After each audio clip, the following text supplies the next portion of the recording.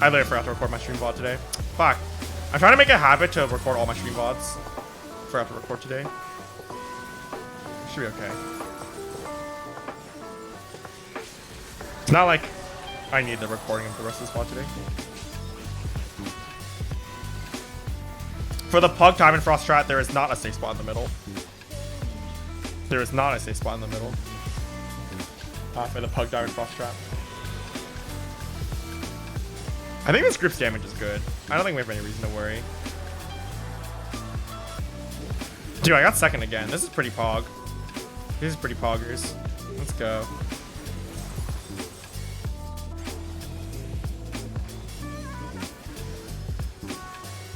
Three, four. I always count my Mercury stats to make sure I don't mess up. 5. Hollowed ground.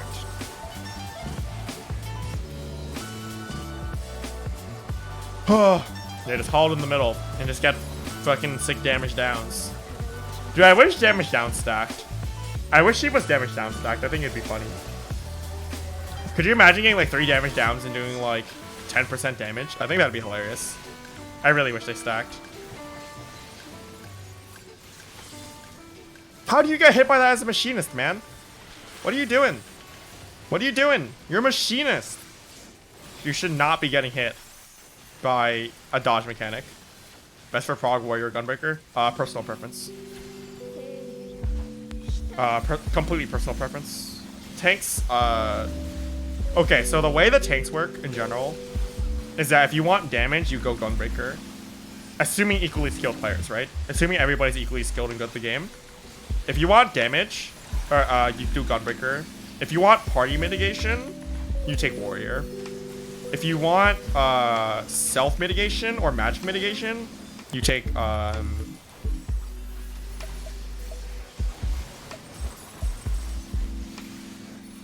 I'm gonna die, I think. If you want self mitigation or magic mitigation, you take Dark Knight. And you always take Paladin because Paladin is good. As far as like meta for Prog, in my opinion. But like it's comfort, right? Like I think like if you should play what you're comfortable on. The exception is like, oh yeah, if you literally never played tank before, right? And like you're equally comfortable, or you're equally comfortable on multiple tanks, right? Then you have the opportunity to basically choose whatever you want. Oh my god, I thought I was getting hit by that. This is real.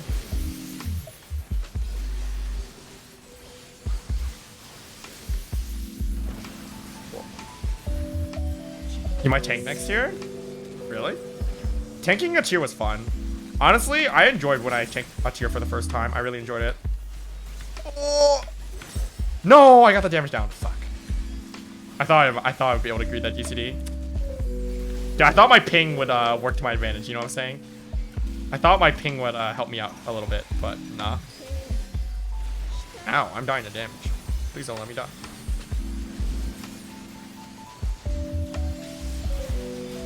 Dude, how do you die as a machinist? I don't understand, like, I really don't understand. Like, oh god, that guy moved early. Dead. Oh, okay, no, we're fine. I just really don't understand, like, physical ranged. People, like, get hit by mechanics that, like, you can just dodge, right? I just don't understand that. Whatever. Our damage is good, right? You saw that, Greed? Dude, I thought maybe. It was close. I'm pretty sure that was close.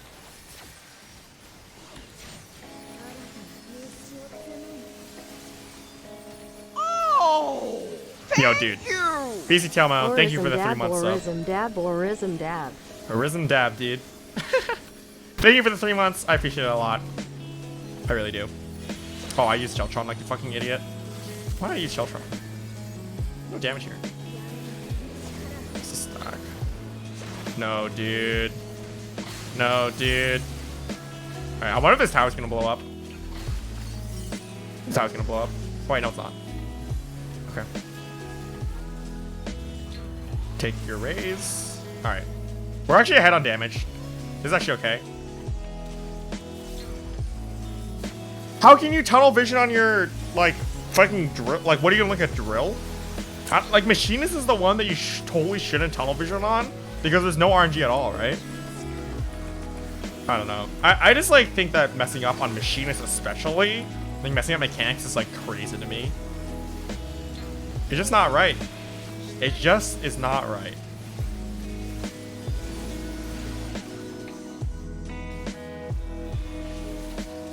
Yeah, easy overgeared clear. Exactly. You know what's up. Alright. I am left side. I guess I'll just Veil now, honestly. I'll Veil now, and then I'll Reprisal the next one. And then I will wait to the last one.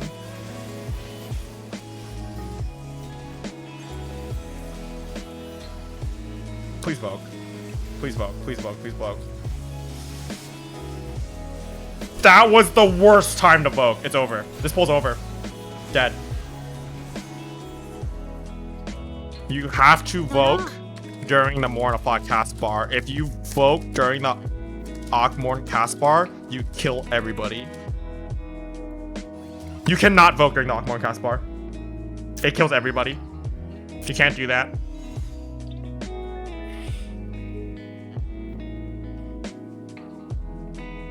You can't do that. The reason why is that one Akmorn targets the Akmorn targets the main tank, and the other one targets the second in aggro, right? And the way it works is that the aggro snapshots when the cast bar starts. So if you Vogue during the Akmorn cast bar, the Akmorns will swap between the two. And the way Akmorn works, like that debuff you can't get hit by both Akmorns. So you get hit by one, and then you get hit by the other, and then you just die. That's just how it works. Guaranteed death. That was guaranteed death. The only way for that to not wipe us was for me to get aggro back. Was for me to get aggro back before the second Akmorn, and then shirk him before Mornify. That was the only way for us to not wipe there, which is very, very, very difficult.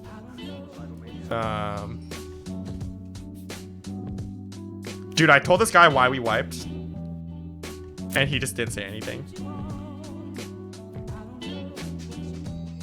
Yeah, Akmorn, so what the debuff you get from Akmorn makes the opposite Akmorn lethal, and which Akmorn has which debuff is based on aggro, which means that if you ever swap aggro, you die. If you ever die to Akmorn and you don't know why, and like you were basically full and it's not like you're dying to be like healing or anything, it's almost always because of aggro. So it messes up aggro. Not uncommon at all. Not uncommon at all. It's really frustrating too. I think a lot of tanks don't know how it works. I think a lot of tanks don't know how it works. I agree, tanking this isn't too hard, but a lot of tanks just don't learn how it works for some reason. They have to tank. You have to Vogue during Mornify. You have to. If you don't Vogue during the Mornify cast bar, you basically have to Vogue. If you don't Vogue during the Mornify cast bar, you have to Vogue basically right after the 6th hit of Akmorn, which is like really difficult to pull off. It's not worth trying it. Just Vogue during Mornify. Just Vogue during Mornify. It's super easy. Mornify's cast bar is like 6 seconds long. It's so long. You have so much time. Just Vogue during it. Your stat cost name after provoke shenanigans. That's very unfortunate. I'm sorry to hear that. You're all 485. Well, you can trade 480 crafted gear for 490 crafted gear, so you should do that at least. If you have crafted gear, you should trade any 480 crafted gear you have for 490 crafted gear. 100%. Otherwise, yeah, I mean, Puppet's Bunker can give you gear. I mean, you should know, right? This group has the damage too. This group has the damage. It's not even close. This group's damage is like not even close.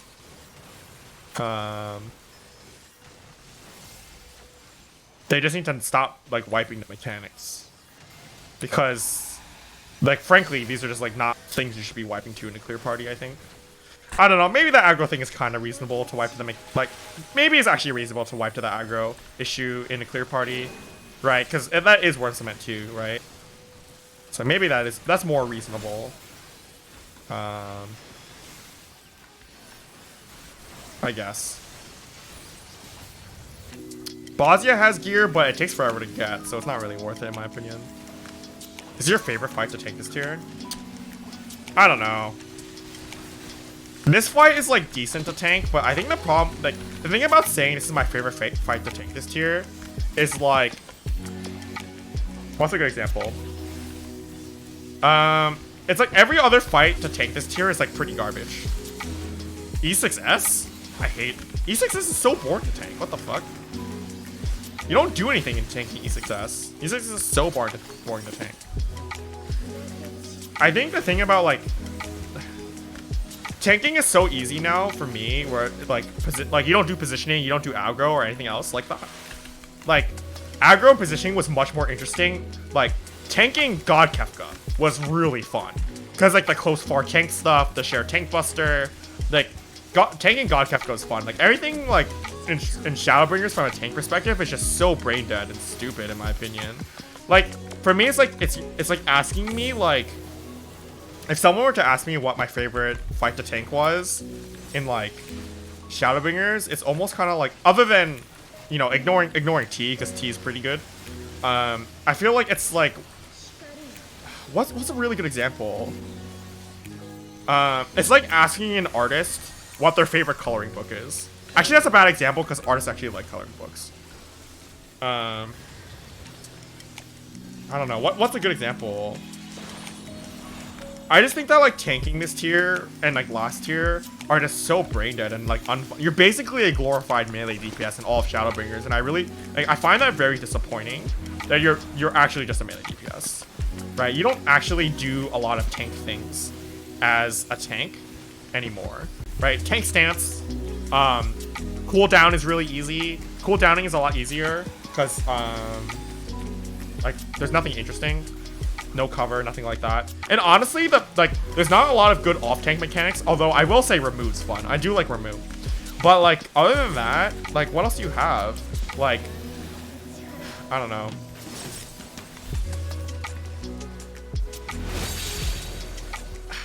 Like, boss positioning, right? Boss positioning is the big one. Boss positioning is like, I think the big one that like is fun for tanking.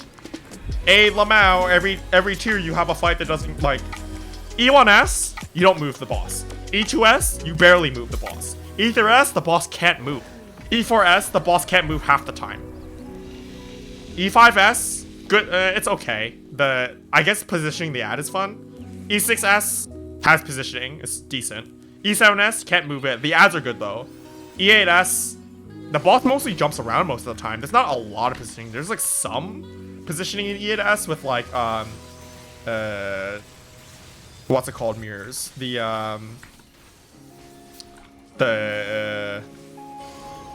what are those mirrors called? The stun mirrors, the gaze ones, right? Those ones have boss positioning, right? Yeah, because you gotta drag the boss to the right spot.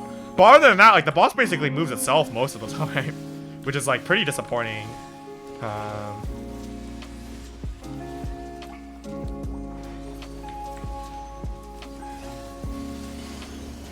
Shield bash here. I hope I don't die. Like, okay, I can hit this now. Okay, I don't want to hit this if it was just gonna kill me. Sheltron for healing. Okay, cool. I can clemency myself too. Boss positioning, I feel like used to be like a lot cooler. Like, at the very least, like E8S's Tank Buster, like having to be close far was really, really, really fun. Sorry, O8S. O12S had the two tanks on the same side, so you have to make sure that you're spread out on the same side. As well as like there was boss positioning shenanigans with Hello World. O11S had boss positioning for what's his face, Omega, after Pantocrator 1, I remember. Midgard was bad. Chaos had boss positioning, just in general. Are we winning? No way. O8S was really good for boss positioning. O7S. What was O7S? What was O7S? Guardian? Guardian was okay. There wasn't a lot of stuff, but the off tank had like an ad, which was interesting, right? Like E7S had the ads, which was, I will admit, like The ads in E7S were good. I do think they're good, right?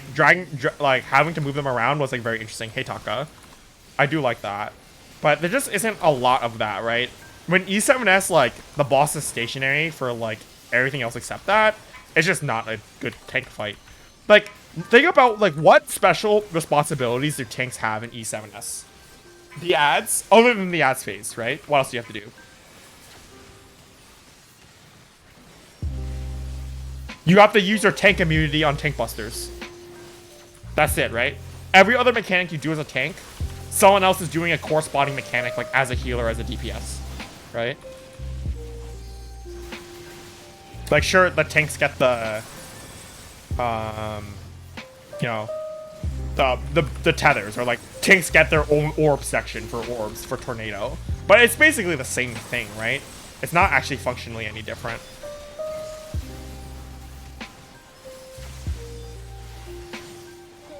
So I just think that like tanks, I miss what tanks used to have to do responsibility wise. Dude, I keep getting second. This instant is blessed. I keep getting the good one for Requiescat. Yeah, that LB3 was totally not necessary, but whatever, I guess. Whatever floats your boat.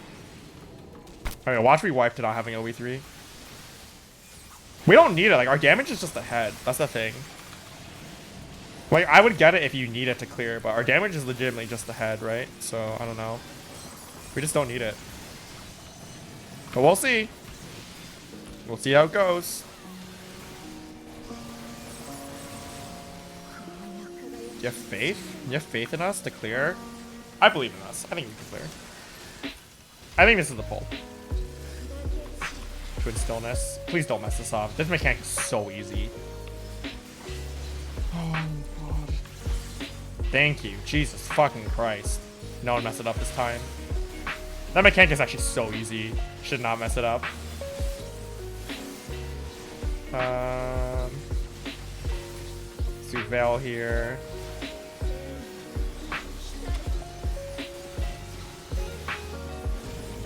The question is if we'll get past knockback mirrors without a lot of deaths. Knockback mirrors and holy mirrors, stun mirror, are like the gaze mirrors are like definitely the two. Those are the two major wipe points, I would say. After you get past light rampant, right? So let's see how this goes. I forgot to say we got closer, but it was okay.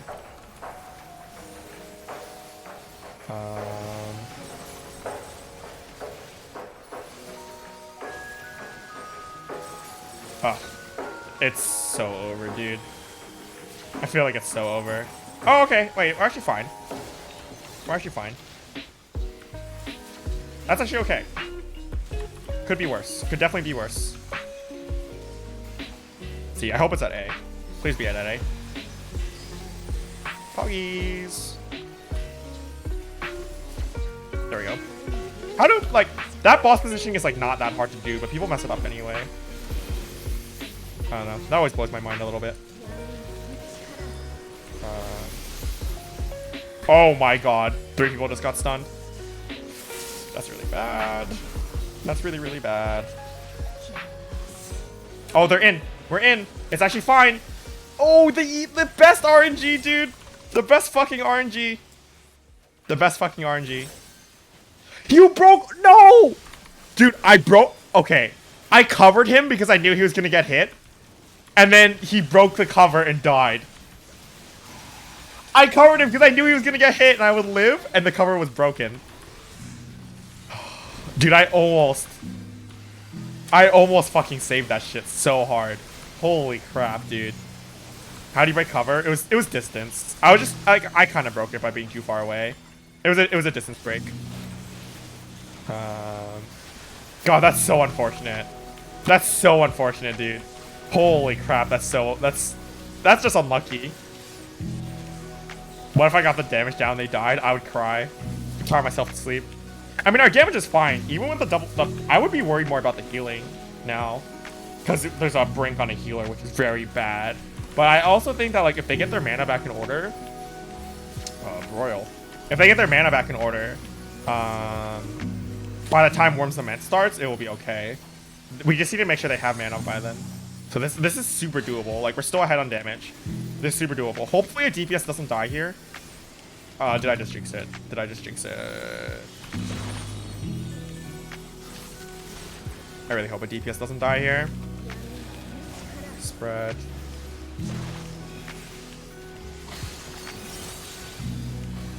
Okay. Choose go in. Choose go in. Choose go in. Okay. Oh my god, we're gaming. We're fucking gaming, dude. Let's go. Let's fucking go, dude. Easiest clear of my life. Hopefully this guy doesn't Voke at the wrong time, though. Again. Yeah, hopefully this guy doesn't Voke at the during the Akmorns again. That'd be really bad. Okay. Yeah, we're super ahead on damage. Like, I would say we are a good, like, 15-20 seconds ahead of Enrage. Which is pretty good for this fight, I guess.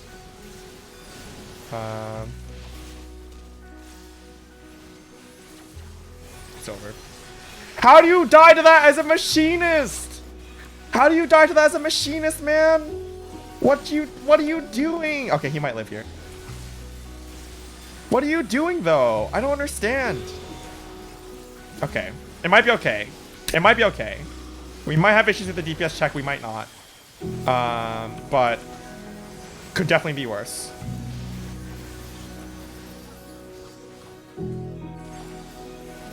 Please Voke. I'm shirking you. Dude, that guy just didn't Voke. I just had to shirk him and drop stance. He didn't Voke, so I shirked and dropped stance. That's so scary. I'm so glad I was within aggro range to just shirk him back up. Because if I had a lot more aggro than that, then it was just over. If I had a lot more aggro than that, it was just fucking over. Or if, like, basically any other tank who wouldn't pay attention to that, it's just over. Like, I think they're pretty lucky that I was paying attention to that.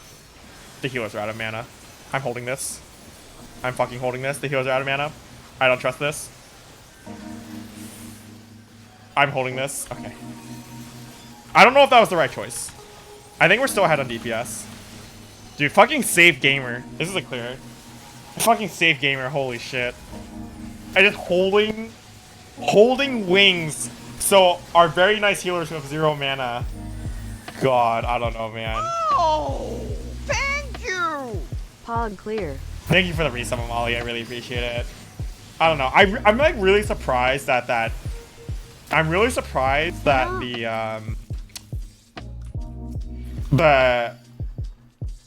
I'm really surprised that Scholar decided to keep broiling and basically ran out of mana. 82-5. Fuck. Yeah, he didn't Benny either, so he was casting like Tier 2s. I saw that. I was like, should I Clemency? I don't know. Really unfortunate.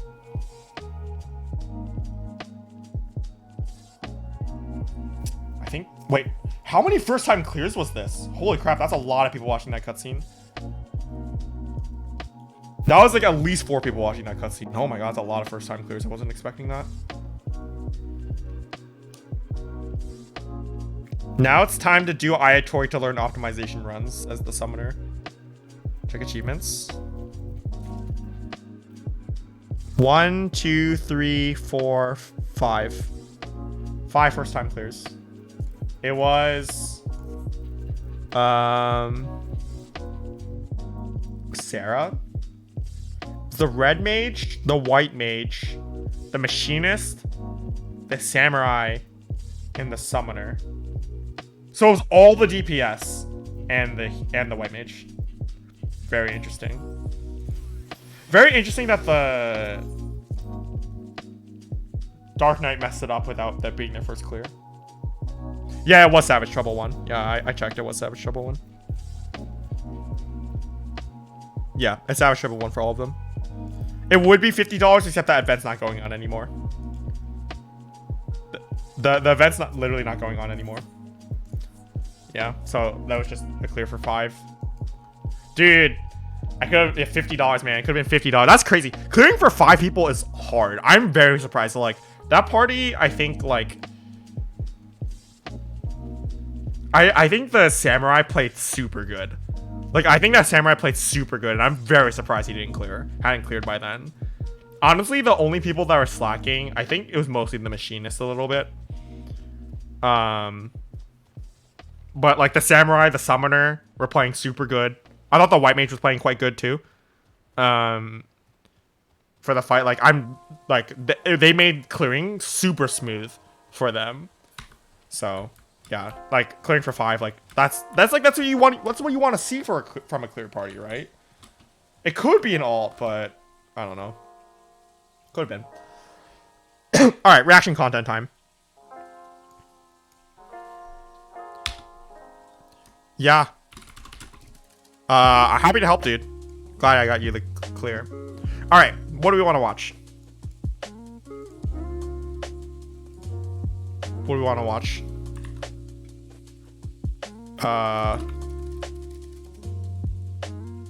So we've got White Mage versus Scholar versus Astrologian. Healer versus.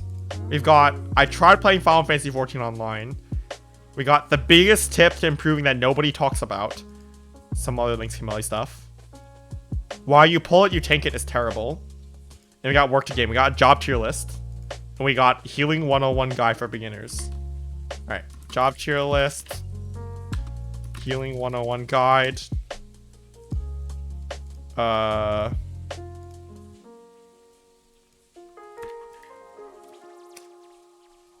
And what else?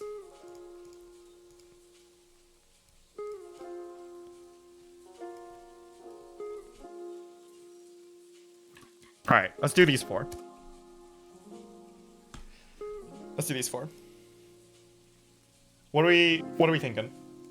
What do you guys want to see?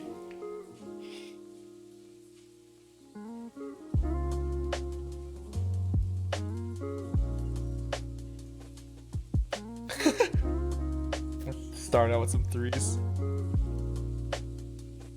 Wow, that's a lot. Oh my god. Okay, well. Some 1s, some 3s. 4. 3's looking pretty clearly in the lead here. Yeah, Momo, this is some technology, right? It's pretty good, right? Oh, you did send me a link, right, Uni? I did forget about that. I think I watched this video already. Or maybe I didn't. I'll put it up. We'll do another poll later.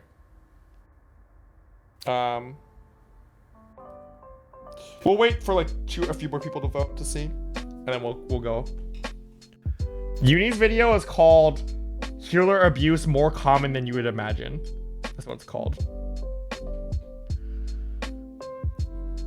We'll definitely get to that one tonight, Uni. I think tonight I want to do the job tier list. And why you pull it, you tank it is terrible. Okay. Thanks for voting. This is the winner. This is the wiener.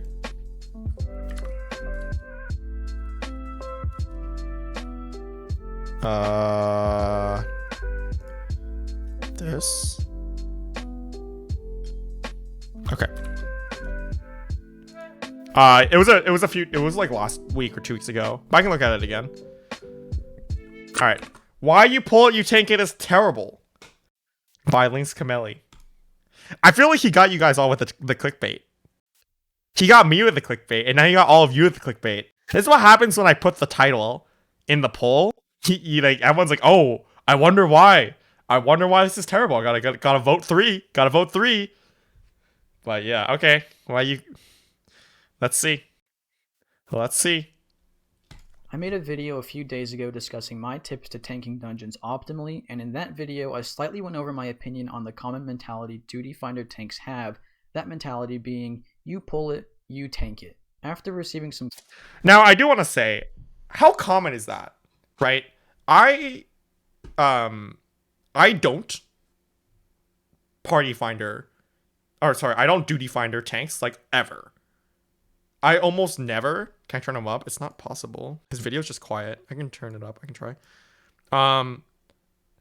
I like almost never Duty Finder, but even when I do, like most tanks I play with will big pull, and even the ones who don't, like are, I don't know.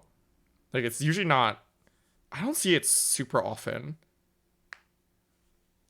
Use common if you saw in someone's search info. Is that not just like satire? You see it a lot. Not common in EU. Well, I'd expect it to be common mostly in NA.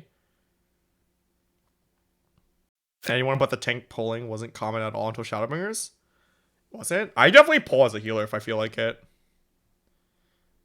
Alright, we'll see.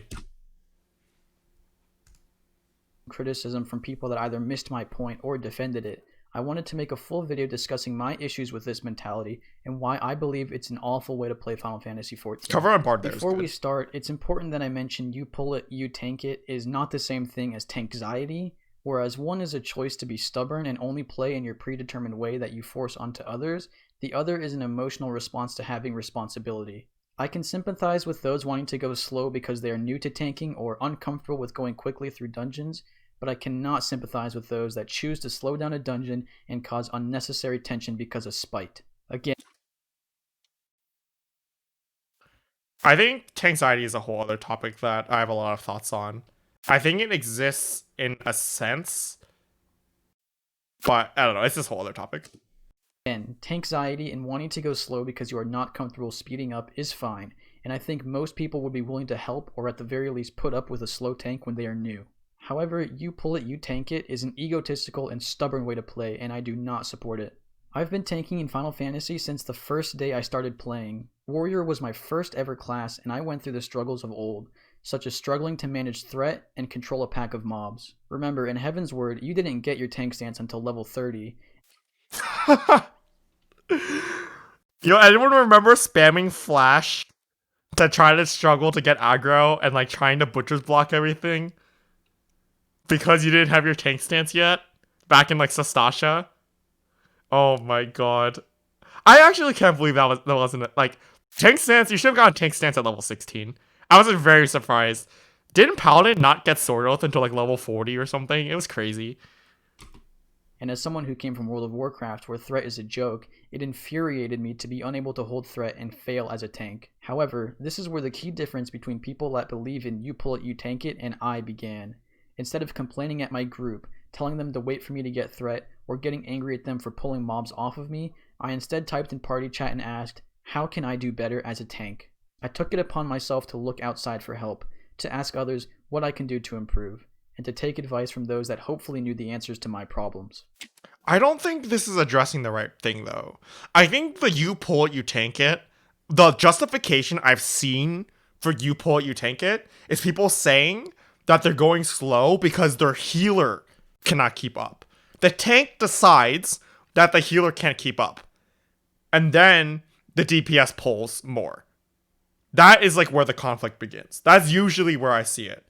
Now, there are spiteful people who are clearly in the wrong, right? When a healer pulls, and they're like, no, I don't want to tank this, and then the healer just heals themselves, and then the tank gets all butthurt. I think that shit's really funny. But that's not every situation, right? So it doesn't address everything. And I haven't seen tankxiety as a reason for you pull it, you tank it. I haven't seen people use tankxiety as a justification for you pull it, you tank it. Personally. And do you know what happened? They referred me to video guides on tanking. They told me that low-level threat was hard because you didn't have a tank stance yet, and they told me not to worry about losing threat because the mobs didn't hit that hard anyways. My main argument against you pull it, you tank it is that it is a lack of willingness to improve. Did he just decimate nothing? Sorry. Have a tank stance yet, and they told me not to worry about losing threat because the mobs didn't hit that hard anyways. My main he just decimated nothing. Or the boss feels bad. Argument against you pull it, you tank it is that it is a lack of willingness to improve, to look outside for help, and to see others as equals and take criticism and feedback seriously. I cannot remember a single time where a DPS pulling extra mobs caused a wipe. I'm not... Can I think of a time? I definitely think it's possible. I definitely think that most people who say you pull it, you tank it are on an ego trip though. Saying that everyone can speedrun dungeons perfectly, but what I am saying is that when you improve as a tank, your ability to handle extra mobs gets better, and instead of having DPS pull for you, you should naturally move into pulling more mobs so that the other players in your party don't even have the chance. Everyone learns at different rates, and by no means am I saying every situation someone pulls extra mobs ahead of the tank is justified. What I am saying is, when playing a tank and choosing to not deal with the situation, get it under control and do your best to salvage the situation, you are choosing to be a stubborn and weaker player. Let me bring... Sorry, I'm just looking at how they have Deliverance, and I'm reminiscing.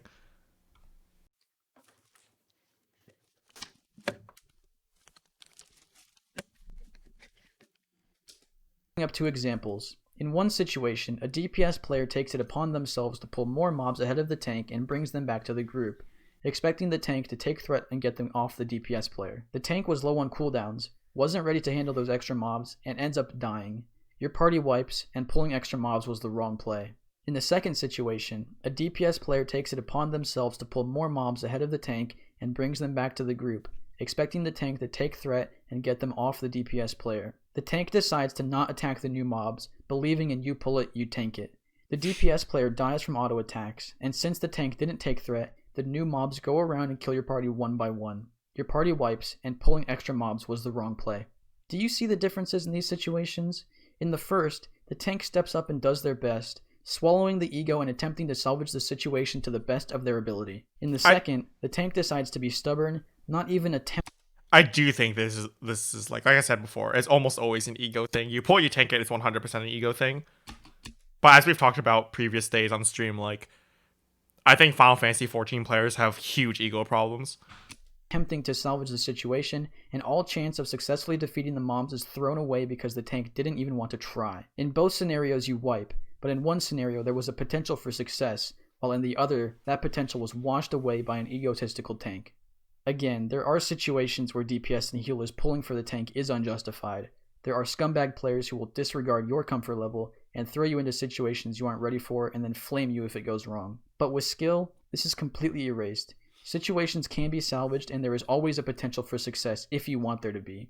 But with the awful mentality of you pull it, you tank it, that potential for success is thrown away. If someone pulls ahead of you and you wipe, just type in party chat, "I'm not comfortable with that size of pulls. Can we slow down please?" Or, "I'm not sure the healer is comfortable with that amount of damage getting thrown at me. Can we slow down please?" There's no need to get mad, just revive and go again. I actually super agree with this. I don't know. I think what ends up happening is that people see pulling extra as a sign of disrespect, right? It's like your parents being like, "Don't talk back to me. Don't disrespect me. I'm the one with the power here." You know what I mean? Which we all know is very unreasonable, right? That's how it feels like, I think, when tanks get mad when other people pull.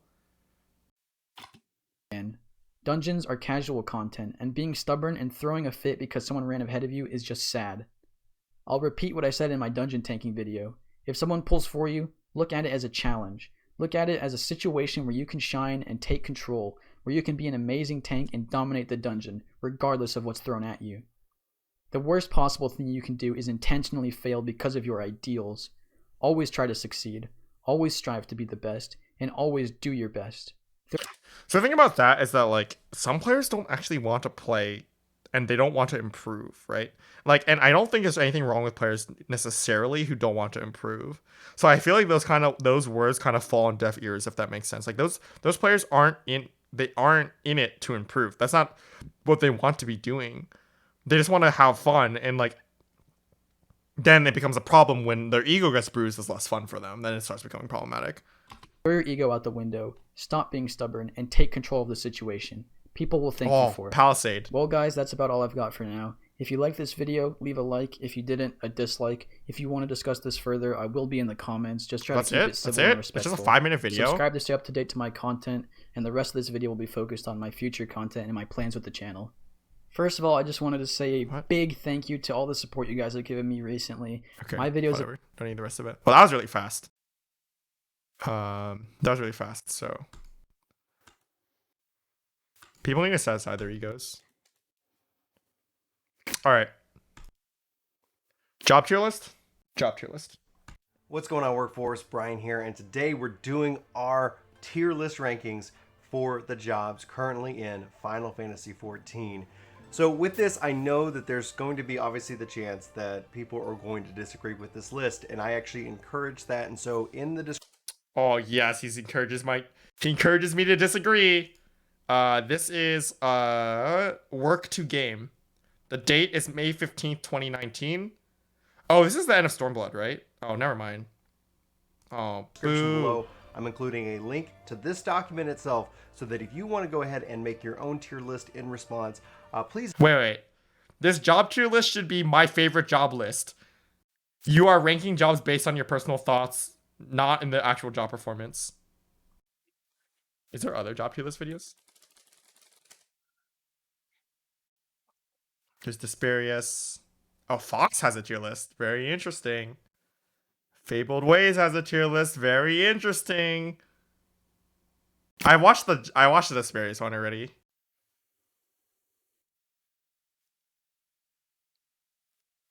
Watch Fox? Okay. I mean, I'm probably gonna agree with what he says, but we'll see.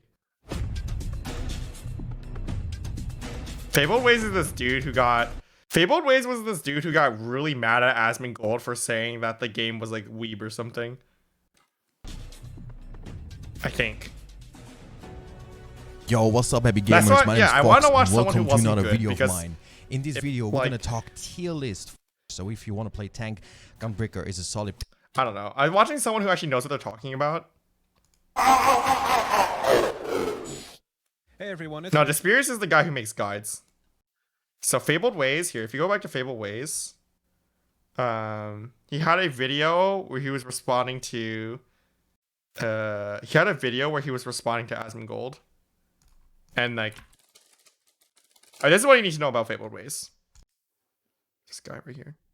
Shadowbringers in Heaven's Ward are, you know, It's they're this still guy. clashing on which one's better. My money goes on boatload of drag. This is the guy who says that Asmongold will like Final Fantasy 14 right after Asmongold says he doesn't like tech things while he's doing the twinning. Okay, let me find it.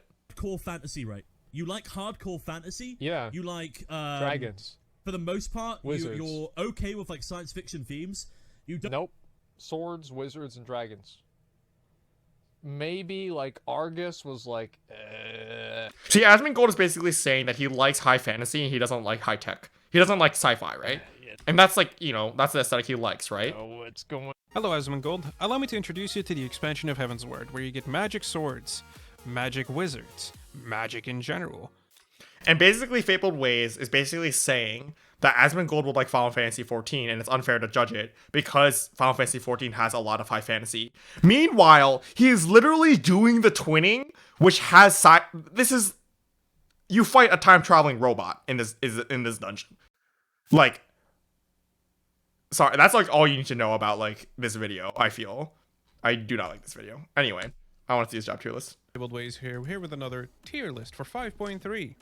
Well, my tier list this time, because I'll actually state it in the title. I'll say it in the video a couple of times. This is my tier list. This is just how I view it. I'm not going by any logs. I'm not going by any performance based. I'm just going by what I think.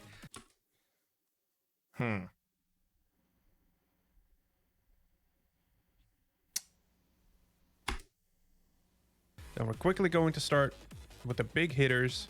We're going to start with Astro on S tier. I really think that the this was 5.3. Was Astro changed from 5.3? Yeah, Astro was changed to 5.3. healers this time rank like this.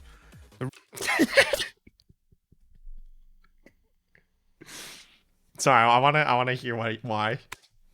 Reason for this is because Astro's changes were basically pushing it into the S spot. It is not the best healer in the game flat out for healing purposes. However, Yes, it is. Oh no, it definitely is. what it provides to the party is such a wonderful thing in being a flex spot of between White Mage or Scholar, so you can basically have the other there. Although Wait, that is not a benefit of Astro. Any healer duo works. The fact that it can switch between Diurnal and Nocturnal is like almost irrelevant.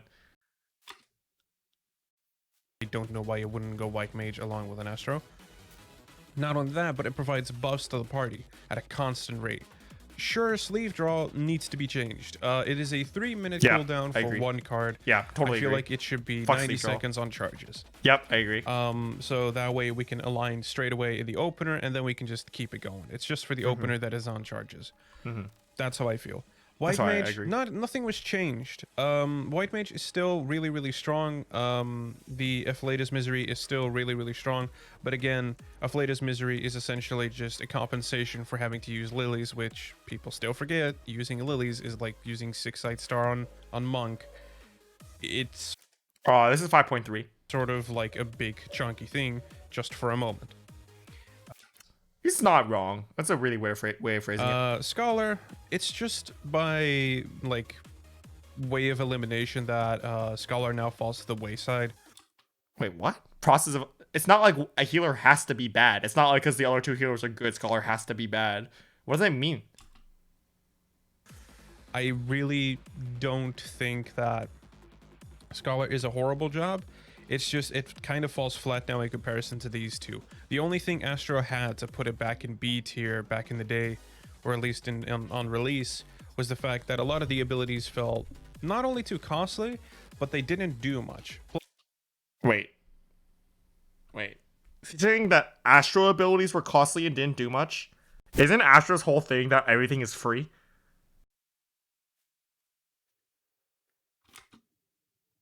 Plus, the buffs that it had weren't enough to make up for it.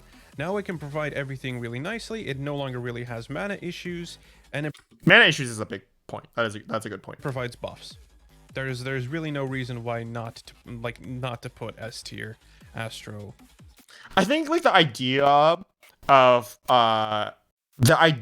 providing buffs to me is very interesting because it doesn't matter if it provides buffs because Astro just does lower damage on its own anyway, right? What matters is how much damage Astro does in a comprehensive package, like its personal DPS plus its buffs. Like just because something gives buffs doesn't mean it's good, right? You want gives a lot of buffs? Bard gives buffs. Doesn't mean Bard's better than Machinist, which doesn't give buffs, right? I feel like it's so irrelevant. Buffs are just a means to an end for more DPS. So it's like very interesting to me that like I guess like casual players care about getting buffs from other jobs. If you went for logs, you take Astro +1, and I think it depends on the fight if you take Scholar or White Mage. I'm not 100% positive on this, but I do think that like White Mage and Astro are very close. Sorry, White Mage and Scholar are very close. I think if I were to judge the healers right now, it'd be Astro. Oh god. I do think all three of them are very good. I think all three healers are very good, and for one to be in S tier and one to be in B tier does a disservice to how closely balanced the healers are right now. I think all the three healers, you could put them in the same tier. I think you could put all three healers in A. You could put maybe 2 in A and 1 in S if you wanted to. I think splitting them up like this is just wrong. Into, how it is now. I feel like a lot of parties are going to go White Mage and Astro now for progging. And if you want to do speed runs, you're obviously going to run Astro and Scholar. But I feel like those are going to go way faster now because of the fact that Astro has nothing to worry about in terms of mana anymore. Bard, I'm going to move it up to A, and Whoa, what? Astro has nothing to worry about in terms of mana anymore. Bard, I'm going to move it up to A, and I'm going to make Machinist below it. I'm going to put Bard right there, and I would say Dancer still belongs in the S tier. I like Machinist, but again, right now I feel it falls short to what it can deliver to a party. Its DPS no longer makes up for it, in my opinion. Not so much it doesn't make up for it, rather, I would say that it's actually the playstyle of it feels very, very meh in Like, are we talking about playstyle or are we talking about damage? comparison to Bard and Dancer. I've played all of the ranged DPS. I primarily played Dancer, I primarily played Bard, and I played a little bit of Machinist. And the main reason I didn't play more Machinist, despite maining it in Heaven's Ward and for a good portion of Stormblood, is just because of the fact that I don't like the gameplay of the new Machinist. It feels nice to have the really, really big DPS numbers, but there's almost no reason to go Dancer. Dancer is still the god of the range DPS. Sure, it doesn't output the most DPS out of these two, but it still provides... Sorry, what the fuck is he saying? He said there's no reason to go Dancer. But I think he meant to say there's no reason not to go Dancer. And then he also said Dancer does the most damage out of Bard and Machinist. But Dancer's not in that category. He said Dancer does the most damage out of these two. What? Much more to the party than just DPS.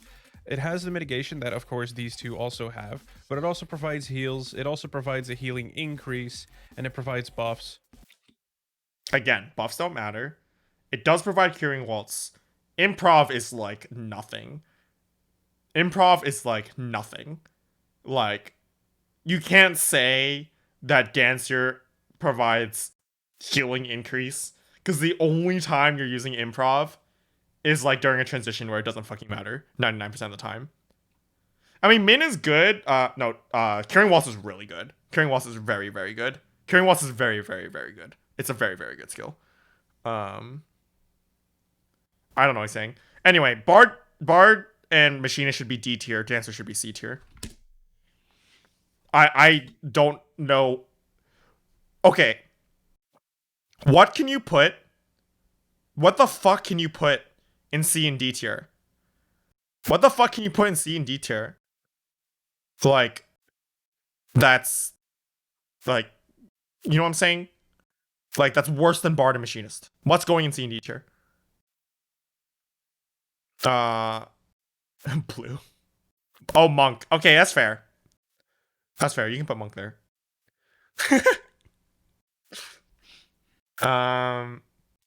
Yeah, I think Dancer C tier. You would not take Dancer if the 1% wasn't a thing. The only reason why you take Dancer is because it's the best physical ranged. Like, the only reason you take a physical ranged is because of 1%. It's the only reason why physical range are relevant at all. I don't think you would take Dancer if 1% wasn't a thing. I think you would just take Double Caster. So, for that reason, I think the best physical range is C tier. Monk is actually not as bad, but playing Monk feels terrible. Heals. It also provides a healing Core's not right. Core's not and it provides super buffs. Monk, balance-wise, isn't terrible. Too strong of a job to ignore. But it's awful to play. We're quickly going to move on to tanks. I wouldn't say much has changed. A Mechanics bitch is okay for prog, but you can just make a red mage do it. They just bring so much more damage anyway. What tier list? We're just watching someone do a tier list.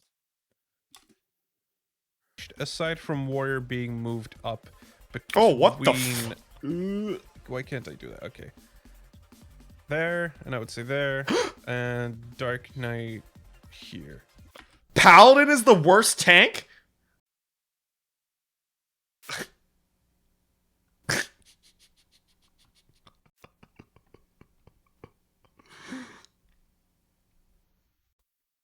Warrior is better than Paladin is worse than Dancer. White Mage is worse than Dancer, by the way. Actually, no, yeah, this is right. The reason I do it like this now is because Warrior feels very... I have no idea what he's talking about. He's just, no, we're not talking about damage, we're not talking about prog, he's just talking about things. Actually, no, yeah, this is right. The reason I do it like this now is because Warrior feels very, very strong right now. People just expect, like, oh, it's just that you got a nice quality of life change, where the duration of Storm's Eye was increased now. Here's the thing, as a Warrior player, you start to realize that in the previous rotation, it was basically do Storm's Eye, you can do Storm's Path, you can get a Felcleave in and then follow it with Inner Release, and maybe you'll be in time to refresh Storm's Eye just in time. Wait, what? Do you know anything about the Warrior rotation? Wait. What did you just say about the Warrior rotation? How does that even work? Here's the thing, as a Warrior player, you start to realize that in the previous rotation, it was basically do Storm's Eye, you can do Storm's Path, you can get a Felcleave in and then follow it with Inner Release, and maybe you'll be in time to refresh Storm's Eye just in time. So his rotation was do Storm's Eye, you can do Storm's Path, you can Felcleave, then you can IR, and then you can Storm's Eye? What? What is that? What? Basically, it was Path, Cleave, and if you had to Inner Release, you just had enough time for that. No longer do you need to worry about that because in a Wait, what? No, Old Warrior. It was IR path. Was it 2 paths? 3 paths, and then IR path, and then you like alternated between 1 path combo, 3 path combo, 2 combo, then 1 2 3, 1 3 2, 1 2 3, in between each Storm's Eye, with IR on cooldown, right? But path cleave. Okay, path. Whatever. You know what I'm saying. Chaos R, finish your portion, drop I. Yeah. Yeah. But like, I'm not sure what he's getting at here. Like, I think the overall point, right? The overall point is that the rotation did change the patch, and it's a lot easier, right? Now you can just put I up whenever, and you can basically you're not beholden to specific rate buffs or specific rotation timings, so you can like hold Infuriate a little bit, like not overcap on it, but like basically you can manage your gauge to synergize with rate buffs better, right? So that is better. I still don't get why Paladin's last here though. release now grants you Storm's Eye. You basically have like you have no issues getting Storm's Eye up again. And people will go like, oh well, just because it's easier doesn't mean that it's suddenly brain dead and that it suddenly becomes like an S tier job. The reason it becomes S tier now is because people forget that means that we have more Storm's paths to hit, which is more self-healing. That's not true. You gain 1 Storm's Path every 3 minutes. I don't know if this guy knows this, but you gained 1 Storm's Path every 3 minutes from the change. And then he says you use it for healing. Storm's Path heals about 7,000 or 8,000 health, if I remember correctly.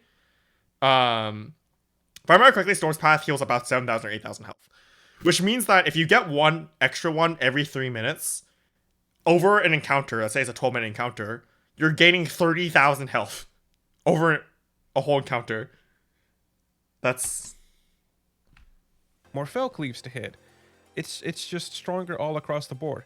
Not only that, but I think right now, as somebody who is currently playing Paladin to prog through E5, E6, and E7, because I really started late in this tier. I only started at like towards the final weeks of 5.2.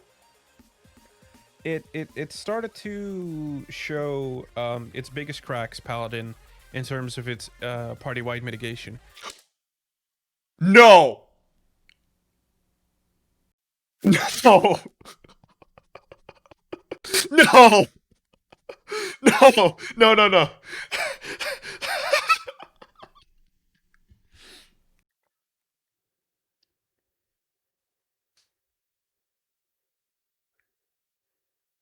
No. Paladin has the most party-wide mitigation. I mean, okay. Paladin has one big weakness when it comes to mitigation. And it's that Passage of Arms only lasts 5 seconds and requires the group to be grouped up. Whereas Heart of Light and Dark Missionary are AoE in 15 seconds. Right, AoE on application in 15 seconds. However, Paladin also has Veil, which is very, very good. And every other tank either has Shake It Off, Heart of Light, or Missionary. They all have one thing. Paladin has 2 things. It's just better. It has 2 things. It doesn't even matter if Passage is like slightly not as good. It has 2 things for its party mitigation. Yeah, I value Paladin super highly for its Paladin mitigation. Yeah, it's the best party tank. And obviously it has other utility like Clemency and cover and stuff like that, which is really good for prog. But like party mitigation, it's the best. And you take Paladin, right, in speeds, right? I mean, there are a few other jobs that you take in both prog and speeds, right? I think you could take Gunbreaker in both, right? You could take Samurai in both, etc. But like Paladin is the big one. I think Paladin is like I would even argue that I think Paladin is the best job in the game right now. In terms of like its universal, I don't know. It's hard. Gunbreaker is also really good. But I think like it has universal applications. Like you take it for everything almost. It's just good. There's no reason not to take Paladin except for dungeon tanking. Because the dungeon tanking as a Paladin is terrible. But like usually we're not talking about dungeons, right? I think Gunbreaker's also very good, but I don't know. Gunbreaker over Paladin. I think I personally would take Paladin because of clemency and cover and like its party mitigations. Clemency is so good in recovery for Prog. Oh, my group uses clemency. I don't know. Tolls uses clemency. I like it. I don't know. And Prog, right? And Titan or Shiva? I don't know. I think like it depends like how it depends like what's going on. Like you can you use it until you see enrage. Once you're enraged, you don't use it after. I totally agree with that. But it's still significant, right? When you use it up until then, right? Yeah. I agree. Like you're not gonna use it after you see enrage, but like there's still a lot of time to get up until enrage, right? So I think it's significantly good. Having double mitigation is very strong for Prog. Where having two things is very strong, and I think like I actually think that party-wide shields are like slightly undervalued how good they are, because there's a lot of party percent-wide mitigation. Troubadour, Feint or Addle, Reprisal, Heart, Soil, Collective Unconscious, like and percentage mitigations have diminishing returns. So you want shields on top of that. And there's very few party-wide shields, right? There's your shield healer, there's Shake It Off, and there's Veil. So Veil is very strong. Yeah. I think I can't see myself not taking Paladin in Prog. I just think Paladin's really good. I do think all the tanks are very good. Yeah, I think all the tanks are very good right now. But I do think Paladin is the best one, personally. Come on, step it up. Thanks for the follow, C3PO. Plo. I think you should be able to flex. The problem is for the first 3 turns, you kill it so fast that, like, in general, you're not going to be switching that much. In the 4th turn, switching your tank for the fight, I think, is a good idea, and ultimate too. But I think for the first 3, you want to kill it so fast, but I don't know.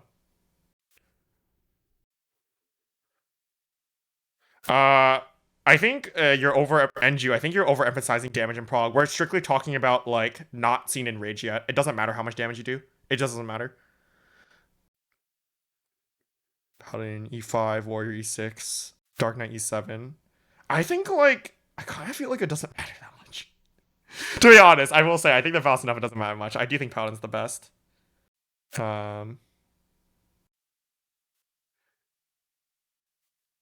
Yeah, I don't know. I think at the very least, Paladin is not the worst. And Paladin also, like, even if you do think Paladin's the worst, it's not the worst because of its party mitigation. Double Paladin is bad. That'd be very bad. The thing that it provides with intervention, because we don't use cover, intervention is okay. It's sort of okay, not gonna lie. It's not the best. It's not a Heart of Stone. It's not a TBN. Nothing beats TBN. That's true. Nothing beats actually, TBN. I would even move Dark Knight over here now. Poor Paladin. Would put it like this. Yeah. I would say that Paladin's party-wide mitigation is not that great. And people will look at Wings and people will look at Divine Veil. Look, Divine Veil is strong, but it's a much, much, much weaker Shake It Off. It's... Wait. I thought Veil was 10% of the Paladin's health, and Shake It Off was like 8% of your health. Isn't Veil stronger? Am I wrong? You have to proc Veil, but Fairy can do it, so it's not a big deal.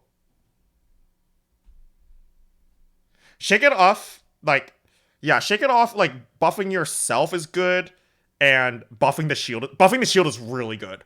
But the thing is, like, shielding yourself, I feel like, is less of it is a thing. It's less of a huge deal, because a lot of the time when you're shielding, it's to make sure that your DPS or your healers live damage, not to make sure your tank lives the damage, because the tank has the passive mitigation anyway. Yeah. Oh, Shake is 15? Oh, my bad. Buster into raid wide. That's fair. That is fair. You're right. That is fair. I definitely do that in Garuda, where I kitchen sink the chariot and just stand there, and then I shake it off the raid wide after it. Oh, it's 15% unbuffed. Okay. Well, okay, so I think both Veil and Shake are good.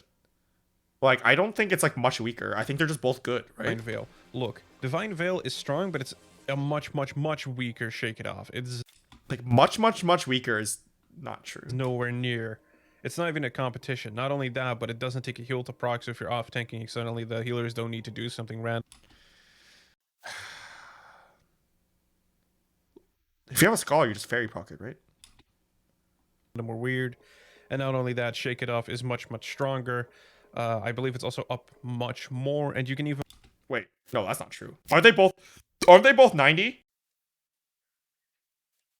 Aren't they both 90? Doesn't Veil like have like being able to move around Veil like gives it technically better uptime because you can pop Veil like at specific points with its cooldown and mess around with it, whereas Shake It Off you can't do that. I mean, like, it's effectively the same. Like, they're both 90. That Shake It Off is much stronger. I believe it's also up much more, and you can even buff it with your own abilities. It is just too strong of an ability for Divine Veil to even matter. And that's so false. Holy fuck, what? It's the same with these two. They actually have AoE mitigation that almost always is going to be up into more than Divine Veil. And going to be used more. It does more as well. Wait, he's comparing Missionary and Heart of Light to Veil.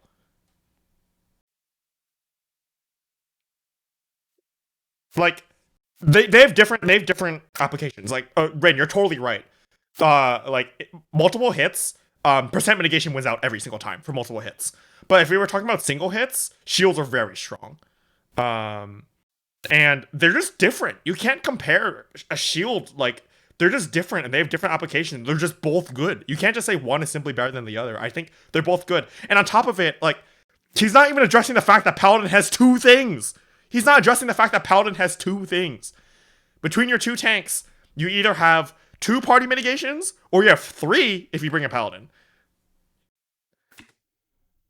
And then people will point to Wings. I understand Wings is a strong ability, right? I'm not going to diss Wings. The problem is, if you want to use Wings and you want to use it optimally, first you need to rely a little bit on server ticks for them to tick just as you use Wings. Not only that, but you need to consider it like using a potion. You're not going to be allowed to weave after that because of the fact... No, dude. No. Does this guy not know about Shadowbringers? This is 5.3. This is a 5.3 tier list. This is a 5.3 tier list. Let's be very clear. 5.3. It's instant application and it lasts 5 seconds. And you can double weave it. There's no reason. You don't have to hold it. Maybe this guy just doesn't know. Like, maybe this guy just doesn't know. Fact that it will most likely expire before the tick ever happens. Paladin feels... it's strong, right? It's the second strongest tank DPS. From what I see still, Warrior hasn't really made a dent in that yet, but I don't consider, just because of the fact that it deals more damage, that it's suddenly a better tank. I still think that these 3 jobs provide more. I just think Dark Knight's better than Paladin, and Gunbreaker is the undisputed #1 in terms of damage and what it provides in terms of mitigation. Gunbreaker it's is still a little #1 in terms of clunky damage. to use. I don't think Gunbreaker is the #1 in terms of mitigation. I really don't think so. In fact, I would say that, like, it's not the #1 in any mitigations, right? Because personal mitigation, like, I would say Dark Knight's probably the best because of TBN. Like, Warrior's also really strong with healing. And then Paladin's the best party mitigation. Gunbreaker is just the best damage and also really solid throughout. Unlike Aurora, Heart of Stone is still a little meh, but it's just too good of a job not to put it in Aurora's S meh. tier. Alright, so let's move on to casters now. Summoner got hit, but it's still, in my opinion, a really good job. Would I put it in S tier? I don't know. I feel like Summoner and Black Mage are much more on par. In fact, I believe Black Mage now beats out all other jobs. There we go. It's really hard to move these icons in this. I would say they beat it out by now. Summoner definitely belongs up here. Why does everyone value Black Mage so highly? Also, why is Dancer better than whatever? Yeah, I feel this is pretty appropriate. I don't have much to say on Red Mage. Red Mage is still just a little bit below Bard, but it's you know, it's there. Red Mage is I think the jobs in the same tier are competing against each other because he's putting them in specific spots, right? He very specifically put Gunbreaker before Dancer, and then he changed it to put it in front of Dancer. So he's very clearly comparing them against each other. Red Mage below Bard, forehead. good. It's good for progging. The skill It is good ceiling for for progging. Red Mage and optimization is still something that can determine whether or not you really want a Red Mage as opposed to like another ranged DPS, ranged physical, because people tend to forget that you only Wait, really what? Did you just say you want another Rage Physical over Red Mage? Wait. It's, We're going it's back. you know, it's there. Red Mage is good. It's good for progging. The skill ceiling for Red Mage and optimization is still something that can determine whether or not you really want a Red Mage as opposed to like another ranged DPS, ranged physical. So he said the skill ceiling and optimization is what determines whether you take a Red Mage or a second physical ranged. Which I guess, like, if you have someone who's brain dead and can't play Red Mage, but they can play Bard, because Bard is easier than Red Mage, then I guess you take Bard? Is that what he's saying? Like, I don't understand. Physical, because people tend to forget that you only really need one melee, one ranged physical, and then one rage caster. I would say that it's sometimes worth it to bring a Red Mage just in case the healers have to start rezzing or stuff like that. It's a prog mage still, and that for that purpose it still belongs in B. I'm going to try to use C and D as little as possible. Why does C&D exist? Dragoon.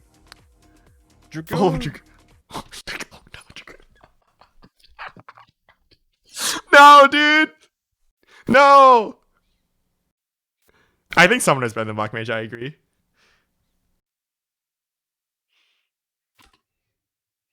Belongs in the same realm of Machinist in that it does a few things for the party, but you'll rarely see them nowadays because of the fact that they kind of have fallen to the wayside, just because the others do more.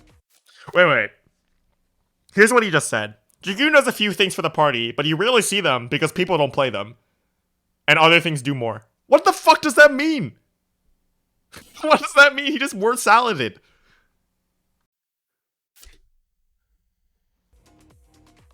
There's not much else to say it. No, there's a lot more to say. Wait, what? Okay. Dragoon doesn't have any party utility. Yes, none of the melee do.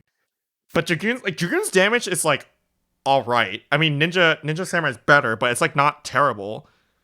And Dragoon, if you're talking like he loves talking about buffs. He's loved talking about buffs. You got Dragon Sight, you got Litany. Oh boy. Yeah, this is just a list of jobs he likes or doesn't like. Probably. That's every tier list, right? I see where Monk goes. Just because the others do more. There's not much else to say it. Monk got a little buff. It is a nice buff, but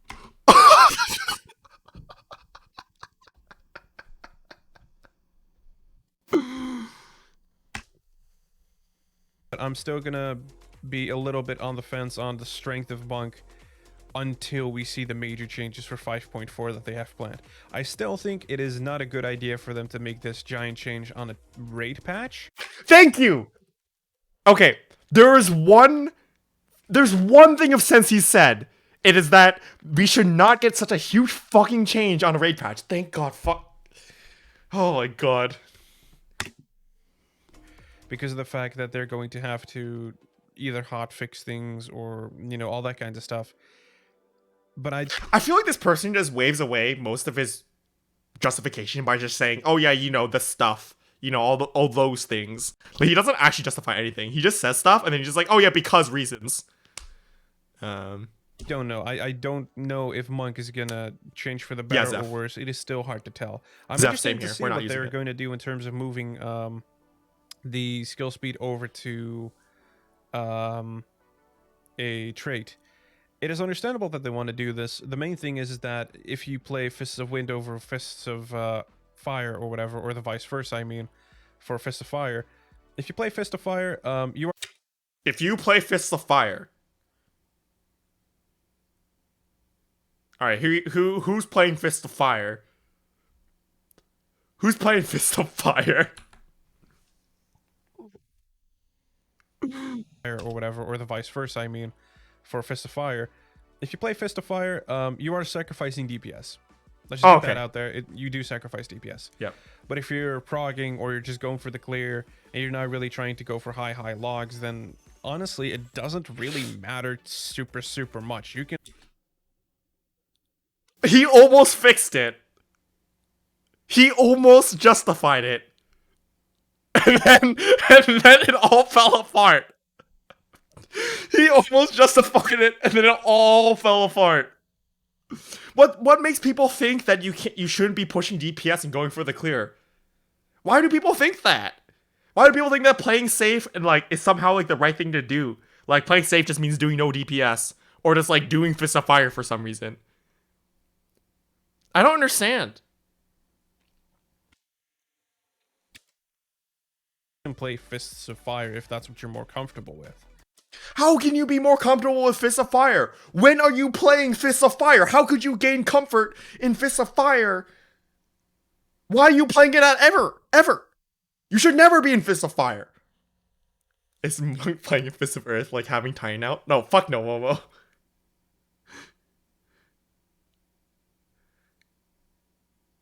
It's too fast. I'm just so anxious about having a fast GCD. It's just that you're not going to be hitting as fast. You're going to be hitting harder, but not as fast.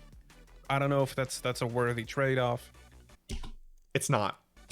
I would consider Fist of Fire not to be that great of a crime if you were to use it. No, dude. Hey, man, at least it's not as bad as an Ice Mage, I guess. Ninja still belongs in S tier, although it is just in there along with Dark Knight, just to barely make it into the S tier, but it is still an S tier job to me. And I would say that Samurai belongs in upper A tier. Okay, why is Ninja better than Samurai? It is... I wouldn't consider it S tier just yet. I don't think that you necessarily always need to bring a Samurai unless you're really going for speed. You don't need to bring anything. In general, you don't need to. You don't need to bring any job. You can clear with any comp, right? What is this tier list judging for? I don't fucking know. How much this guy likes the job, probably. I would consider that for most party comps, if you're going one melee, one raged physical, one raged caster, I would say that one... Wait, what? One melee, one range physical, one range caster. Who's the fourth DPS? It would basically be Dancer, Ninja, and most of the time Summoner as a shoehorn in there. Actually, I put these closer to each other. That feels more appropriate. But I would say that these three jobs are the ones you're going to take.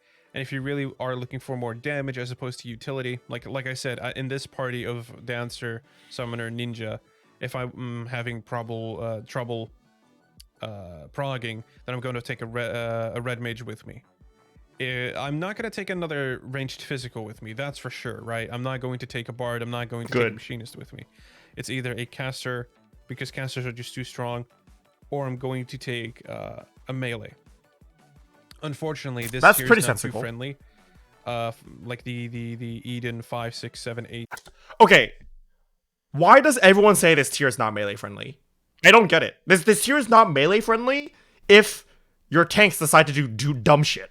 But this tier is like fine if your tanks aren't like brain dead, right? Like any tier is not melee friendly if the boss just drags, if the tank just drags the boss around in a giant circle around the arena, it's not going to be melee friendly. It's nothing to do with the fight. It's because the tanks are bad, right? It's just the strats are bad. The fights are fine melee wise. The only real bad melee uptime I feel like is like Ice Lit Dragon Song, and even then you can make it work. It's just riskier than the other stuff. I have no idea why. He actually didn't justify why he put Samurai at A instead of Ninja at S. I do not know why he put Ninja over Samurai. I think like it depends what you're judging it on. Ninja's a lot easier to play at a good level than Samurai is. I think Samurai has a higher peak, but Ninja has a higher skill floor. So like I could see you if you're judging it maybe on skill floor, like I could see that. That's fine. I think that Samurai is an S tier job. I don't know. There is very little force downtime in this tier as a melee. Very little force downtime. Mostly isolate, I think. Zeph, you're right, but that's like, is that just Zoomers not knowing that like fights can have much more positioning requirement and stuff? Okay, my tier list? I made a tier list a while ago. Wait, yeah, this guy said cat.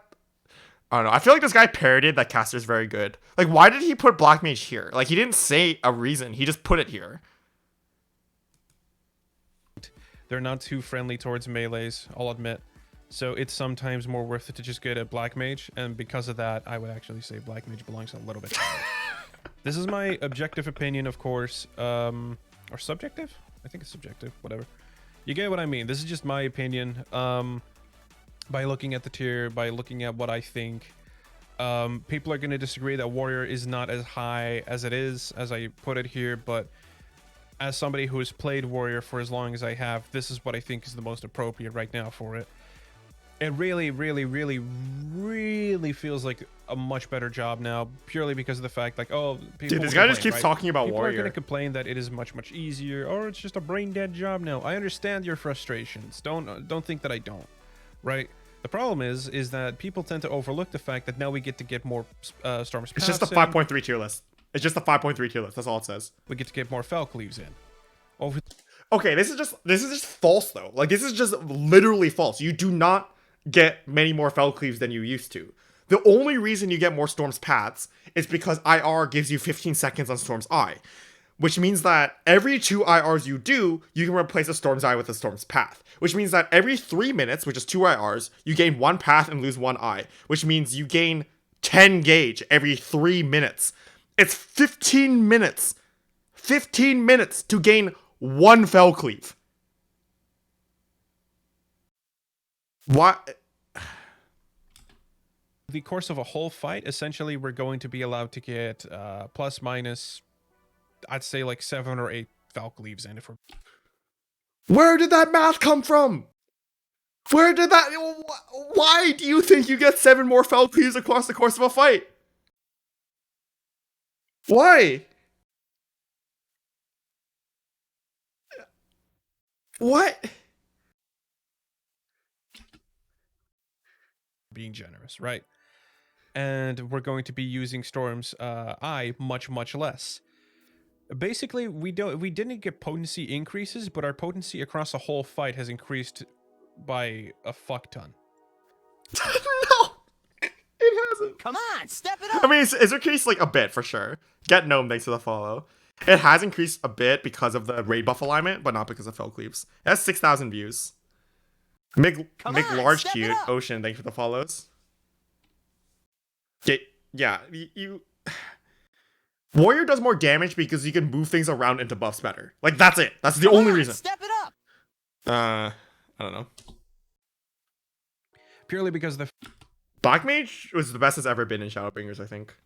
Balance-wise. fact that we also get to use Falcleave more. I feel like those potency added to a whole timeline of a fight is much stronger. It's one thing to like a job, and it's like, oh, I like playing Warrior, so I'm gonna put it high. It's another thing to be like, oh yeah, we're getting more Falcleaves. Like, these are facts that are literally wrong. They're just prove you can just prove them wrong. They're just wrong.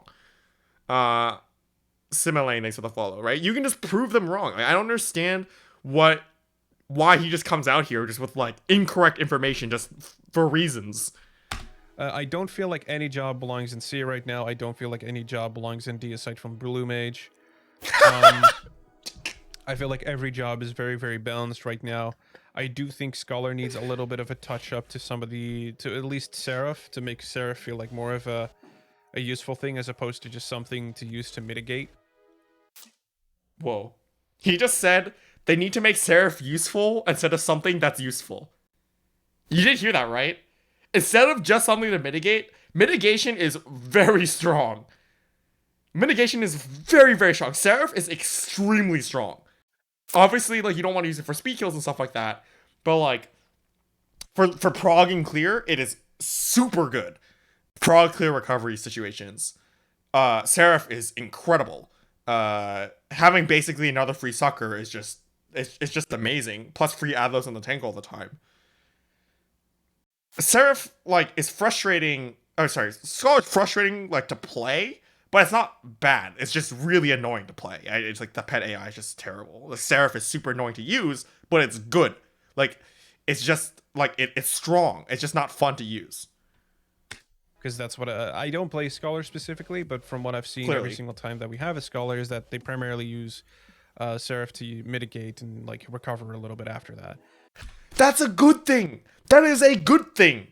Oh yeah. Oh, I hate collective unconscious because it's just mitigation. Well, temperance is really bad. It's just mitigation. Faint reprisal, dude. Rampart's bad. It's just mitigation. Oh my god. What does that mean? They could use it in a more offensive way, I would say, but Why do you want Seraph to be offensive, dude? Yeah, who said it? Who said Seraph needs to use Akmorn? Yeah, Seraph needs to Akmorn. who knows? I'm not sure what they're gonna do. Maybe they'll add more effects. Maybe they'll add new abilities. Who knows? White Mage kind of fall into the wayside because Astro is now the powerhouse of the entire tier. See, you know what he just said? You know what he just said? White Mage is now bad because sorry, he said White Mage is now bad because Astro is now good.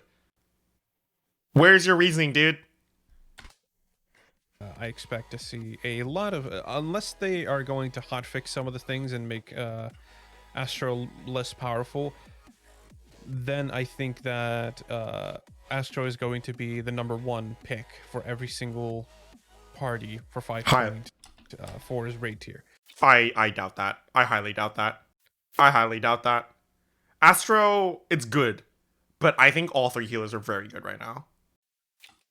I will say, the one thing I do want changed, overall, I don't really think there's a lot of changes the other jobs need. Dragoon may need a little touch-up to be more interesting.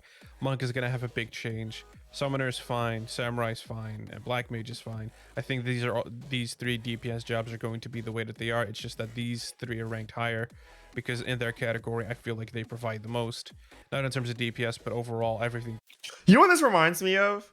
This reminds me of like business speak. Like you're in a meeting and like the marketing guy comes out and he just talks for like 20 minutes, but he actually just said nothing. I feel like that's what I'm listening to right now. He's just talking, he's just saying words, but it just means nothing. He's saying like this is good because that is bad and it's like good in its category, whatever that means. To the party, and of course these I think provide the least to the party. Red Mage provides the least to the party. Okay. I really hope that the monk changes for 5.4 are going to allow me to put it here. But for now, it's going to stay right here. And I hope that Paladin gets more in the way of AoE mitigation. I still can't get over it. Guys, Paladin needs more AoE mitigation, guys.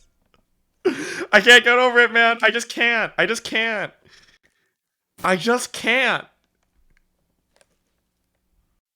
Alright, Passage of Arms now has a 30-second cooldown and a 20-second duration and covers the whole arena and mitigates 60% damage. Maybe Paladin will be good now. Hopefully, next expansion. I don't think they're going to add it to this expansion just yet. But anyway, that's going to be it for me. This is pretty much what I think. Again, like I said, this is just my opinion. You don't have to agree Hallowed with Ground it. is now AoE. You don't have to put dislikes on it because you thought it was fact. This is just my opinion, okay? The thing is, like, he says this is just my opinion, but when he says stuff about the Felcleaves, that's not an opinion. That is, he's presenting something as a fact, and it's wrong, right? This isn't like me going out and being like, coronavirus isn't real. Oh, why do you hate me? It's just my opinion. Coronavirus isn't real. Masks don't help. It's just my opinion. You're a pussy for wearing a mask. It's just my opinion. Just like, Okay. All right. Thank you very much for watching. My name is Fabled Ways. I'll catch you very soon. oh, hello, OBS. Hello, OBS. Okay. All right, let's read some in the comments. Oh my fucking god. Half likes, half dislikes. Oh man. Oh man. Disclaimer because oh my god. Disclaimer because usual necessity because butthurt people. This is my list, not some FF Logs tier whore list.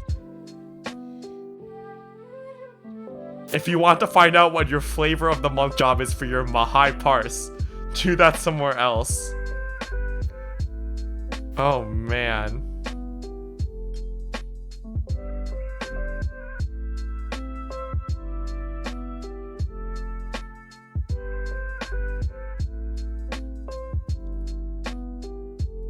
This guy literally flamed Asmongold. It's so fun. Maybe we need to finish that Asmongold flaming video.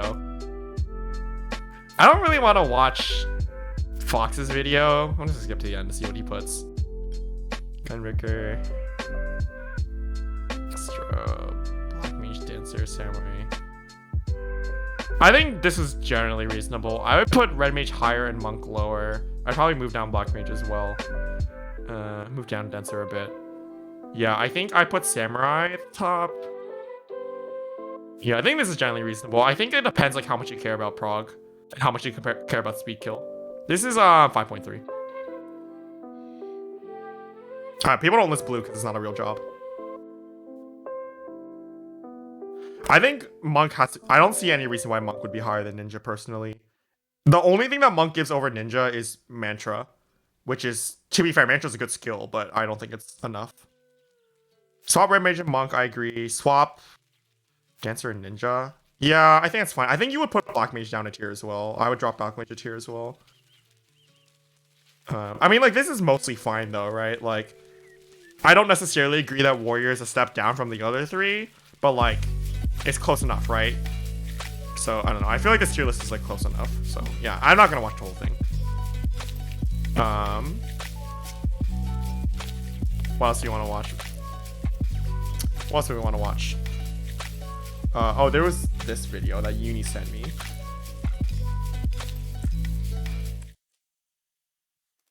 Hey there and welcome back to my channel. So I just saw a post on the subreddit that was talking about why people aren't playing healers, and I actually think that this is a topic that I can speak a lot on because ever since like A Realm Reborn I have been like definitely a huge Scholar main. We didn't watch the whole thing, didn't we skip it? I thought we skipped this video. I mean, I leveled all of them up and I've been playing them for weeks now at cap. I do not look at the tank's bar very often. I just assume that that's something that they're going to focus on, and I'm going to be focused on doing as much damage per second as possible. And so if a tank does die, my first thought is, did the healer not prepare for the tank buster, rather than did the tank used cooldowns that they should have for the tank buster? Mind you, that being said, now that I've said it, do I think about that? Of course I do, because I've been the healer in the position where they're just like, oh, you should have used an Excog and an Adlo shield, and you should have done this. So what's the point here, right? He's basically saying that people are quick to blame the healer first, right? I think to an extent that's true. Because I think at the end of the day, the healer is the last line of defense from a wipe, right? Like, Crippling Blow, right? If you forget to cooldown Crippling Blow and you're topped, you will live, but you'll be dropped to 10k, and then you have to get healed right before the next auto.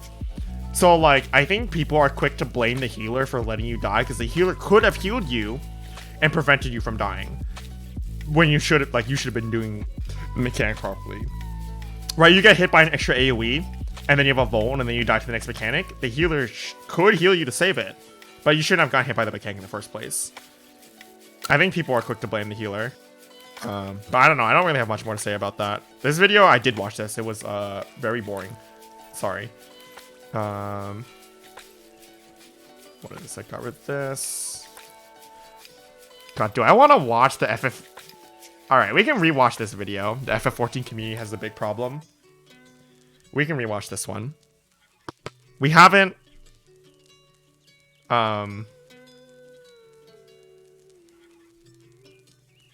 It's either that one. Okay. Sorry. Poll. Straw poll.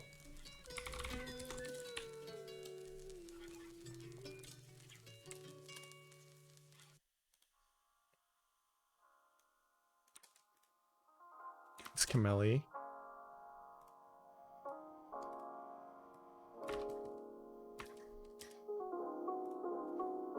All right.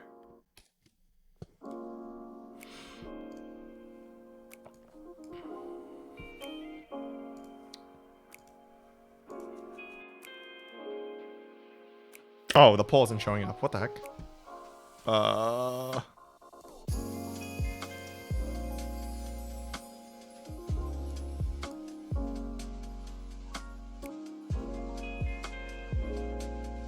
There.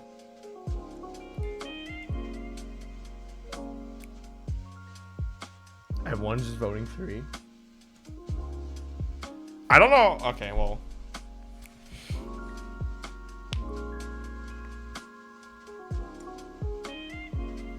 We want the clickbait.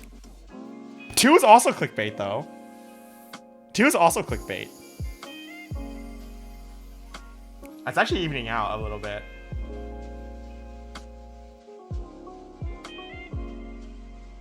Yeah, isn't this video just saying to use a striking dummy?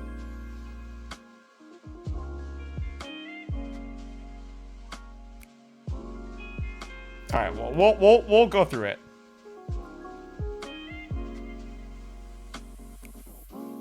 Oh wait, 2's winning now. Oh, 2's winning now.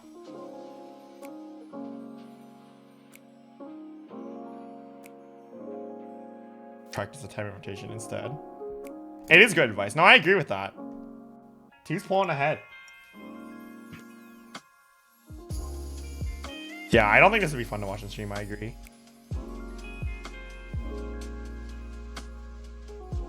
Maybe do you think Work to Game has other videos? We didn't actually react to any of their videos.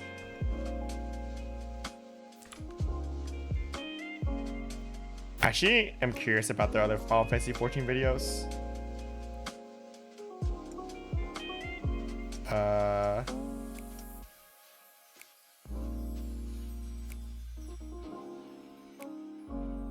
Yeah, we can look into that. If anyone knows any good videos from these people, I'm curious to see if they have good videos or not. Yeah, okay, we'll do the FF14 community is a big problem. All right, guys. I have watched this video before, full disclosure. I have watched this video before. But I can give my thoughts as we go. So I will say that I do think Link's stuff is, I mean, it's clickbaity, right? He's just driving engagement, he's driving views, and I don't like that. But we'll try to, you know, put up the blinders and ignore that a bit. So 14 has a great community. Final Fantasy 14 has a great community until you disagree with them. It's no secret that criticizing any aspect of Final Fantasy 14 will get you absolutely blasted by the FF14 community. Okay, one other thing that I actually didn't think about before, but I do think about now, is that it's very interesting that people say that, and like everyone says true, right? But everyone in this chat, right? Everyone in this chat here, like all of us, like probably most of us, like shit on the game, and like, in fact, like you might get made fun of if you don't shit on the game. So it depends on which areas of the community you're talking about, right? So there's a reason why you never hear anything bad about FFXIV. That's the other thing. I hear bad shit about the game all the time, right? I hear bad shit about the game all the time. Like, yeah, sure, like I follow specific people on Twitter, but I literally, like, people complain about this game like literally 24/7 on my Twitter feed. Like, it's constantly people complaining about the game. I complain about this game all the time, right? So like, I don't know, that's just wrong to me. And that's because as soon as you critique any small part of the game, the mob mentality of the community kicks in at full force and shuts you down, making it impossible to feel like you're allowed to give your thoughts on an aspect of the game that you don't like. The other thing is, like, he says, like, it's impossible to give your views on aspects of the game you don't like. Meanwhile, all he does is make like he's literally making videos on that, right? This video is literally a counterexample to his point about that you're not allowed, like, you feel like you can't talk about things you don't like. Meanwhile, he's literally talking about things you don't like, right? I have personally felt this mob mentality numerous times over my 4 years playing the game, and most recently it was with a video I made. I said this the other day, but I don't think I've ever felt that mob mentality myself. Like, maybe that's just me being lucky, but like, I don't think I think part of it definitely is putting himself Come on, out step there it up. and like in a very aggressive way. Pepperoni Pizza, Ryan, thanks for the follows. Like, I think that like part of it is because he presents these Come on, opinions step it up. so antagonistically that of course people are gonna react antagonistically, right? It's like when you type in chat, if someone's banning your party, and you say like, if someone isn't big polling, and you say, "Oh, can you big poll please?" or like, "Why the fuck aren't you big polling, you fucking idiot?" If you say the second thing, people are gonna react negatively to you. And I think like Link's like his videos are very often like at least this like, from my perspective, the way he words things, they're more antagonistic. Like the second thing. Yeah, sure, my example is exaggerated, but like to an extent, I do think he brings it upon himself a little bit. I don't know about his stream. Like maybe his stream's really bad. I don't know. You see the mob mentality on public channels, like 14 Twitter posts. Novice Network is just a shit show. I don't know about Twitter posts. I never look at them. Where I made a quick comment that I skipped the story content in FF14 and don't care about the main scenario quests or the cutscenes. People were quick to jump at me, telling me that I was missing out and wasting my money, and that if I was going to skip the story... Here's the thing, right? Like, you can not read the story if you don't want to. I don't read the story. I think that if people are saying that he's wasting his money and he's missing out, I don't think there's a problem with that. I don't think there's a problem with someone saying, "Hey, I think you're missing out by not reading the story." Right? This comment literally has 0 likes, right? Is this getting jumped on when this is a comment that has 0 likes, 4 replies?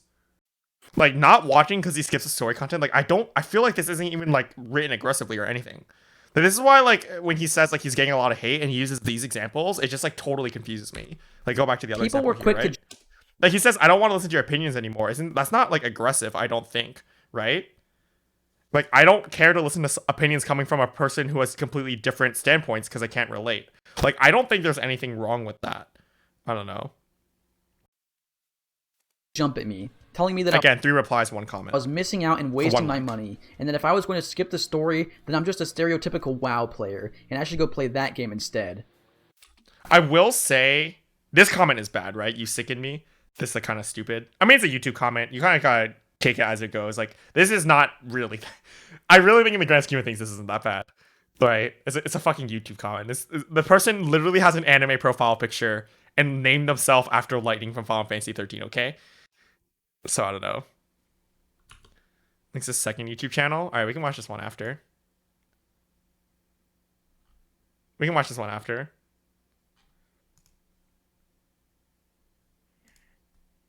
People were berating me and insulting me for enjoying the game in a different way than them. If people do that, like, raid his channel to say, like, you're, like, and say negative things, then that's bad. I agree. Simply saying you don't like or don't care... I also think saying that he's the average WoW player shows ignorance on the side of the commenter, right? I think, like, for example, this person is very ignorant. To say, like, you sound like the average WoW player because you don't read for the story. Like, I feel like that's ignorant. But, like, this is not, like, getting a hate mob, right? This is just, like, someone being stupid, right? I don't know. About this. He even says, "And I get it. Everyone enjoys the game in their own way." Like, they even addresses that. This is clearly not getting a hate mob. Story is enough to get a hate mob thrown at you. Now, don't get me wrong. There was also a ton of people in support of me, and lots that just didn't really care if I liked the story or not. But by simply having an opinion not shared by the majority of players, the community came at me with their fangs out. This is what I mean by antagonistic. He says the community comes at him with his fangs out, and, like, I just don't see it. That's just, like, such an over-exaggeration of what's happening. And that, like, is... The way he's presenting himself is just very antagonistic, I guess. Recently, Asmongold, an extremely popular WoW streamer, made a comment stating his fears about playing Final Fantasy XIV, claiming that the community is so emotionally involved with the game that any criticism will get you hate. It's like, the only reason I worry about, like, playing Final Fantasy XIV, this is, like, one thing, right? Is that I know that the community is, like, so, like, they're so emotionally, like, attached to it that, like, I feel like if you make a criticism towards the game, they'll freak out at you. It's like, for example, if Final Fantasy players, you say something bad about their game, they'll get mad at you. If you say something bad about WoW to a WoW player, they'll agree with you. And so it's just, like, a completely different dynamic. Now, this is I think that generally that's fair. I do think that's fair. I think like depends who you surround yourself with. Like for example, like when I like complain about the game, most of the people agree with me because I surround myself with like hardcore raiders who generally have a lot to complain about. But I think if we talk about like the casual players, I generally agree with that. Sentiment that's been circulating in the community quite a bit recently, and I wanted to give my thoughts on this topic as I'm someone that has a lot of controversial opinions about the game. The thing at Dias is that I think getting any death threats is bad, but he's clearly like he's not saying he's getting death threats. He's saying he's just getting people that think he's dumb, which is a very different level of degree. But first, let me lead in with this. I love FF14. This is my favorite game. I have 10,000 hours played, I play it every single day, and I enjoy logging in every single time. The biggest baddest G, thanks for the follow. I wish I could love that game as much as he does. But that being said, there is a lot I dislike about the game, or disagree with, and I am genuinely afraid to talk about my criticisms with the game, because I know that by sharing an unpopular opinion, I have the potential of getting cancelled in the FF community. Who's gonna cancel you, dude? Who's gonna cancel you? Yoshi P can come to your house and uninstall your game? What does that mean? What does that mean? This is so overdramatic. This is what I mean. It's just so overdramatic. Didn't get canceled? No, I didn't. Didn't he quit FF? I think he just was bored because there's no content. That's why I thought. Didn't Mr. Happy get canceled? Not that I know of. I would love to make videos discussing the things that disappoint me in Shadowbringers, or the things that I want to see changed in the game. Then do it! I already know that any video I make like that will get hit with 3 responses. Go back. This video is at 75% likes, right? Is this a hate mob? I don't know. Ilya got canceled. To WoW, Yoshi P said you're supposed to take breaks and to unsub if you're not having fun, or that we should always cater to new players and new players deserve. I don't think people know what getting canceled is. Scottstone didn't get canceled. Scottstone still has a job. He still like streams and stuff like normally, right? Mr. Happy still is fairly popular. He plays like he still gets like 400, 500 views playing like Mario and shit, right? That is not getting canceled.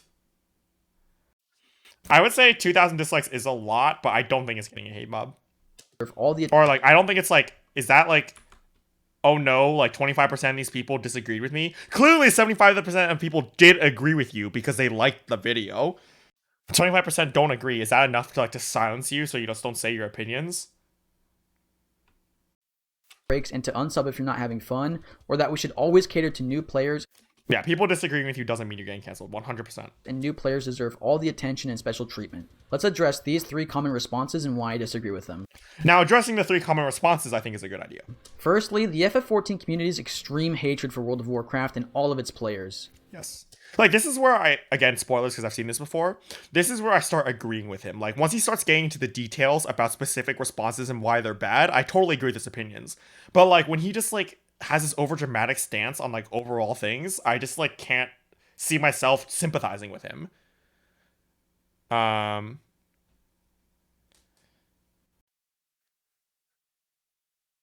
we dislike your videos to silence you? You can't silence me. My bad opinions will never stop. You came from WoW. I think as a whole, it's true that Final Fantasy 14 players don't like WoW. Now, there are WoW players that come to Final Fantasy. There are Final Fantasy players who play WoW. A lot of hardcore raiders do it, right? Zeph, I know, recently started playing WoW a bit. Pharaoh's playing WoW, like... But I think a lot of Final Fantasy 14 casual players, it's like Xbox versus PlayStation, right? A lot of people don't care. A lot of people are like, oh yeah, you just, take whatever console. But there are people who are like, no, Xbox is like the devil. I love PlayStation. Every night I print out a... I don't know. Like, there are people who will, like, go on Twitter and say stuff like, every night I stroke my PlayStation and I caress it as I fall asleep. And, Xbox literally gives me nightmares and makes me want to kill myself. And it's like, what? Like, I don't know. This is literally what, like, the Final Fantasy 14 versus WoW is from the Final Fantasy 14 side. Where, like, they just hate World of Warcraft for some reason. But, like, a lot of players don't care. But there's, like, this aggressive, militant, like, casual sect that really cares for some reason. Why? Because it's an ego thing, right? Like, like Come I on, keep saying step it this, up. like Slashy, thanks for the follow. This is very much an ego thing. These people who like are insecure with their choice of game and they want to feel superior, right? Do you think the WoW community probably doesn't even give two shits about the Final Fantasy 14 community? Like, I feel like the Final Fantasy 14 community is so plucky. They're like the small dude trying to like size up to the big guy, and then World of Warcraft is like the big guy who like doesn't even care. Like, this is how I really feel about how the two communities clash against each other. At least like in NA. I don't think WoW players give a fuck. I really don't think they do. I don't know. I won't lie, I came from WoW. I played WoW for 4 years before picking up FFXIV. Yes, I'm a WoW player. But why does that make me a villain or an outcast in the eyes of the community? Shouldn't we be celebrating the fact that people prefer FF to WoW?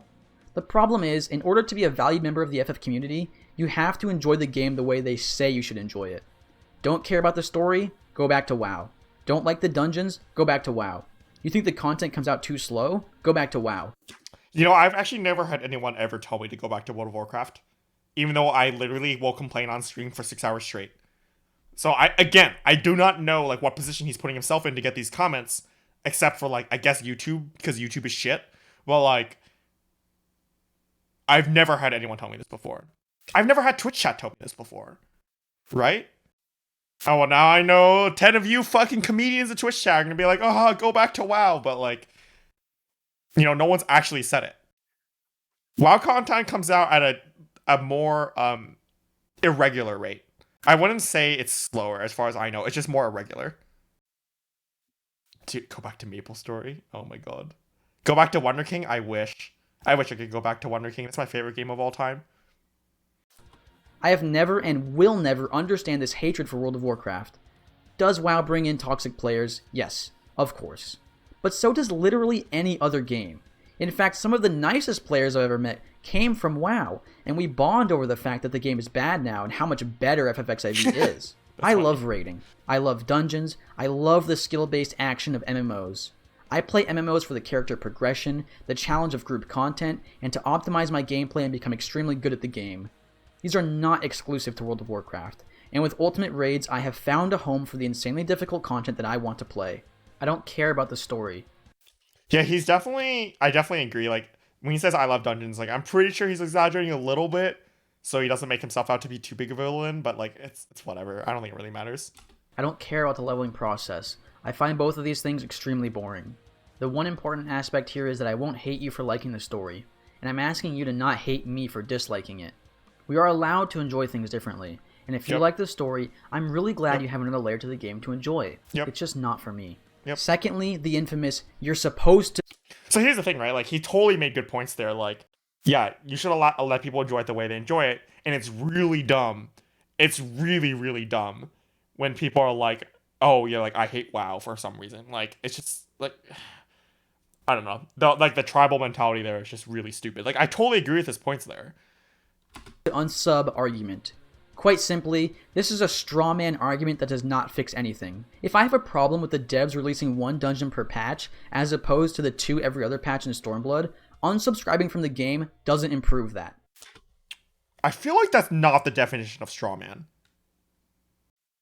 Telling someone to unsub is not a straw man. A straw man is when you prop up a false argument from the opposing side and then take down the false argument. I don't think that's a straw man, but I do get what he's saying. If I have a problem with there being no deep dungeon in Shadowbringers, unsubscribing won't fix that. If I have a problem with there only being 2 ultimates per expansion and having almost an entire year of the game from a rating perspective mean nothing because getting best in slot and farming gear with no ultimate is meaningless as the next... So this is when you can hear you can hear cynicism coming out in this phrasing here. Perspective mean nothing because getting best in slot and farming gear with no ultimate is meaningless as the next tier's crafted gear will be better than anything I can get right now.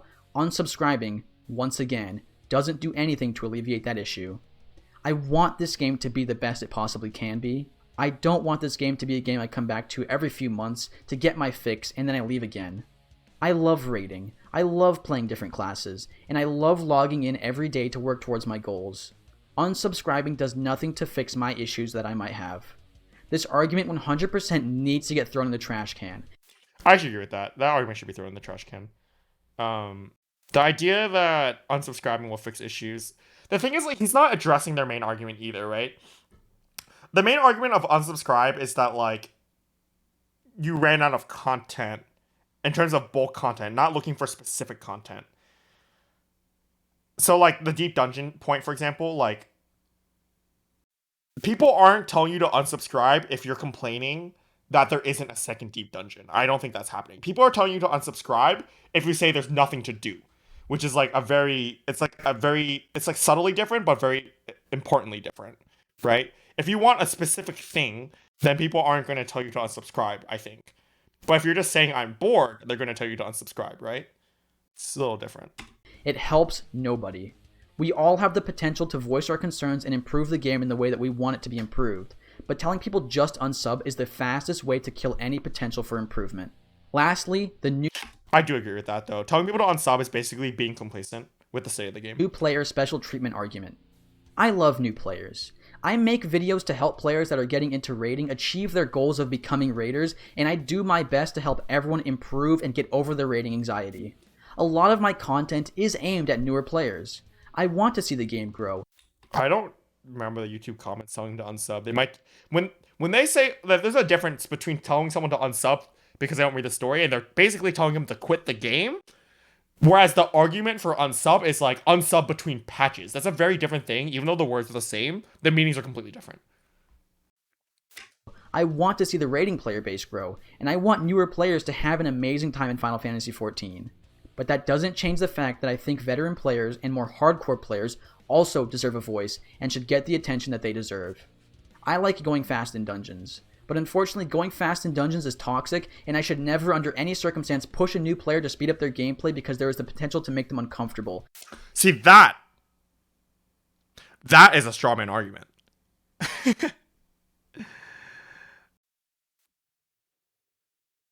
I find it ironic a little bit that he props a strongman and complains about it earlier as well. I don't think there are people out there that are saying exactly that. It's a lot more nuanced than what he's saying. I don't even disagree with him. Like, almost all of his points, like the baseline points, I don't disagree with him. I just think he's conveying them super poorly. I should never under any circumstance push a new player to speed up their gameplay because there is the potential to make them uncomfortable. And as we all know, making people uncomfortable is illegal. It's insane to me that the same people who hate on me for supposedly forcing speedrunning on new players want me to be a doormat and always conform my gameplay to the newest or weakest player. It's as if because I'm a veteran player, I should always bow down to the new player and grant them every wish. I find it very...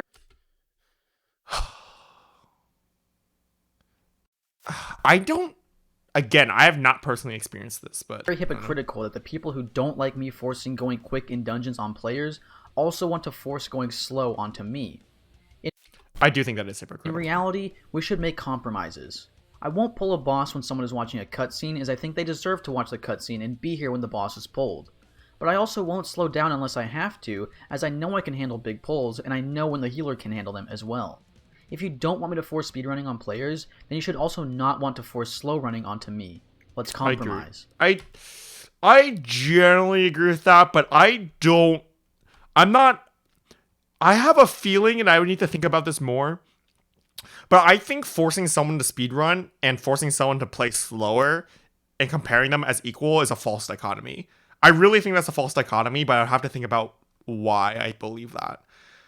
It just doesn't seem right to me for now. I want 3 ultimates per expansion so that the players who clear Savage early and get best in slot every tier have a reason to acquire that gear, since the new crafted gear every new raid tier beats out the previous raid tier's best in slot. If you prog on alarm clock, you gotta get best in slot. You're not getting crafted gear for a few hours.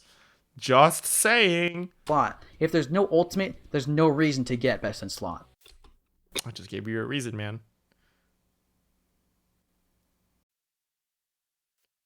Yeah, Mr. Pepperoni Pizza, like, I totally agree with you. Not pulling when someone's in the cutscene, I think, is generally good habit. Otherwise, like, going fast, going slow, like, it doesn't really matter too much, I think. People should be, like, I get annoyed when people aren't good at the game, but, like, at the end of the day, like, I don't think it's a big deal. Like, you should just play at your pace and, like, you should just at least, like, be striving to improve. I don't know. The next Shadowbringers Ultimate will come out in 5.5, which is projected for March. Yay! But that's an elitist take, and asking for more raid content takes away from the casual content. Again, that's a strawman argument. And putting more dev time to veteran content is toxic, since we should have more casual content. Let me... Yeah, he's being very passive-aggressive, I agree. Like, you can't... I feel like when you're presenting your points this way, like, complaining the fact that you're getting hate is like... I just can't sympathize with you, dude. When you're presenting yourself, like, your arguments this way. DJ Love Drop, thanks. Welcome. Yeah, he's not wrong. He's just super antagonizing. April, yeah. April or March, distinct. That's why I'm thinking, like, late March. But yeah, I could see April as well. Polder and cutscene on raids. If I remember correctly, Raidery or Rito GD, if I remember correctly, you can't pull during a cutscene in a raid. Like, it's not possible because you're locked inside like the little ring gate thing. I don't think he's being emotional about it. I think he's being passive aggressive. Like, or I don't know. I don't think it's fair to say he's just being emotional like other people. I don't think that's fair. I think he's reacting pretty poorly. I mean, like, even if he is reacting just like they are, I don't think it's good either way, right? If he's calling them out for reacting poorly to his stuff, he also, to be fair, has to call himself out for reacting poorly too, and not phrasing his things properly, right? Put forth my argument here. Every type of player deserves to have content catered to them. If you are a crafter, you are right to ask for more crafting alliance content. raids. If you are a raider, Right. you are right to ask for more raid content. If you are a PvPer, I think there's like 3 of you out there. You're allowed to ask for more PvP content. Sorry, that joke killed me last time, and it's still so funny to me. Saying this game, The joke that there are no PvPers in this game will never fail to make me laugh. Sorry, anyone who likes PvP. game doesn't have enough content. Adarius, he's not wrong. I just think you have no right to complain about the hate you're getting. Is a common saying. But what people really mean by this is, this game doesn't have enough of the content that I prefer doing over the other types of content. And that's an okay opinion to have.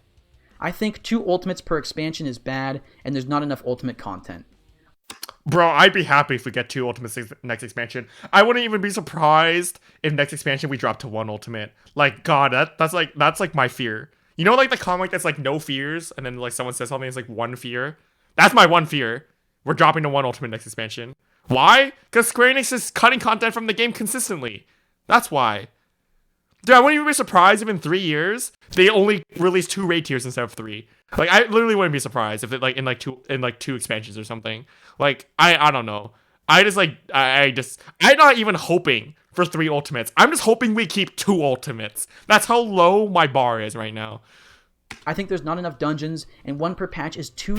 And also, to be fair, the reason they say that they're actually not doing 3 ultimates is because they don't have enough fight designers, which they're trying to rectify, so maybe it will be better. Too slow to keep Expert Roulette from falling into a mindless grind. And I think it's okay to have those opinions, as what I'm not saying is we should have less crafting content, or we should have less story content. I think we should have enough You can't cancel me, I'm too powerful. Content to satisfy everyone. And I think it's really weird to say that only the new players or the casual players should get catered to. In closing, the FF community is notoriously very toxic to those that disagree with them, and it mostly comes from the casual player base. Is that true? They're definitely toxic. Does it mostly come from the casual player base? There's just more casuals there, right? I do think there are a lot of toxic hardcore players, but there's just less hardcore players, so you see them less. On a percentage basis, I think it might be the same. I don't know. I don't find raiders hating on our peers, and Oh, I do. Wait. I didn't hear that again. mostly comes from the casual player base. I don't find raiders hating on our peers. In fact, a lot of the best raiders in this game also love role-playing. Good players do love role-playing. It doesn't mean they don't hate on their peers. This reminds me of, like, I'm not racist, I have a black nephew or something. Like, just because you roleplay, it doesn't mean that you don't hate on your peers. I do think there are definitely hardcore raiders out there who are a bit toxic to the casual player base. I don't find raiders hating on story content. In fact, I'm the Wait. game also love role-playing. I don't find raiders hating on story content. I hate on story content. Just saying. Why is there dragon fucking in this game? In fact, I'm the only person in my static that even skips the MSQ. Raiders still love the story. A lot of raiders do like the story. It's true. When's my next RP stream? Next! That implies that I've already had one. That implies I already had an RP stream, which I haven't. He said that he doesn't know of any raiders who shit on the story core. What I do find is a lot of casual or less invested players hating on me or my friends for wanting more high-end content. No RP stream. Or wanting to change the game in a way that benefits the raiders. I think it's okay to criticize the game, whether you are a casual or a hardcore player, and I hope in the future the FF community as a whole can learn that having different opinions is okay, and we shouldn't immediately hate anyone that disagrees with us. Disagreeing is a part of life, and having debates or discussions with those that disagree with you is actually really cool. Debate me! Debate me, bro! Why won't you face me on the marketplace of ideas? Just don't go around hating and bashing people for having an opinion you don't like. We're all allowed to have opinions, and everyone's voice matters. Criticizing the things you love is healthy, and we should encourage I really feel like he has a bit of a victim complex throughout this video, not gonna lie. thought out criticism, and be open to discussions about different viewpoints and what different players want out of the game. Housing is incredibly hard to get into, and extremely restrictive, as if you want to take a... I mean, like, I just haven't seen any evidence of it. He keeps saying, like, oh, you got attacked or whatever, and then, like, the YouTube comments he shows are, like, tame. They're, like, no likes at all. Like, just, I don't understand. I don't know. I'm glad this is entertaining for you. Small break from the game, you run the risk of losing your house, and we should band together and have discussions about the housing system and how to improve it. There's a lack of repeatable content in FF14, and most content is one and done, and we should band together and have discussions about how to change the existing content or add new content that is repeatable and keeps players hooked for a long period of time. Let's encourage discussion and not shut it down. That's all I've got for you today, friends. If you liked this video, leave a like. If you didn't, a dislike. Make sure to subscribe and hit the notification bell to stay up to date with... Let's see.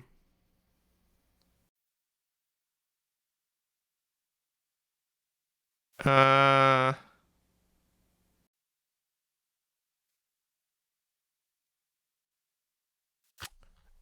this clickbait for Asmongold versus the FF14 community is so big. This is just him complaining about the responses to his video, and then attaching Asmongold to it. You know what I mean?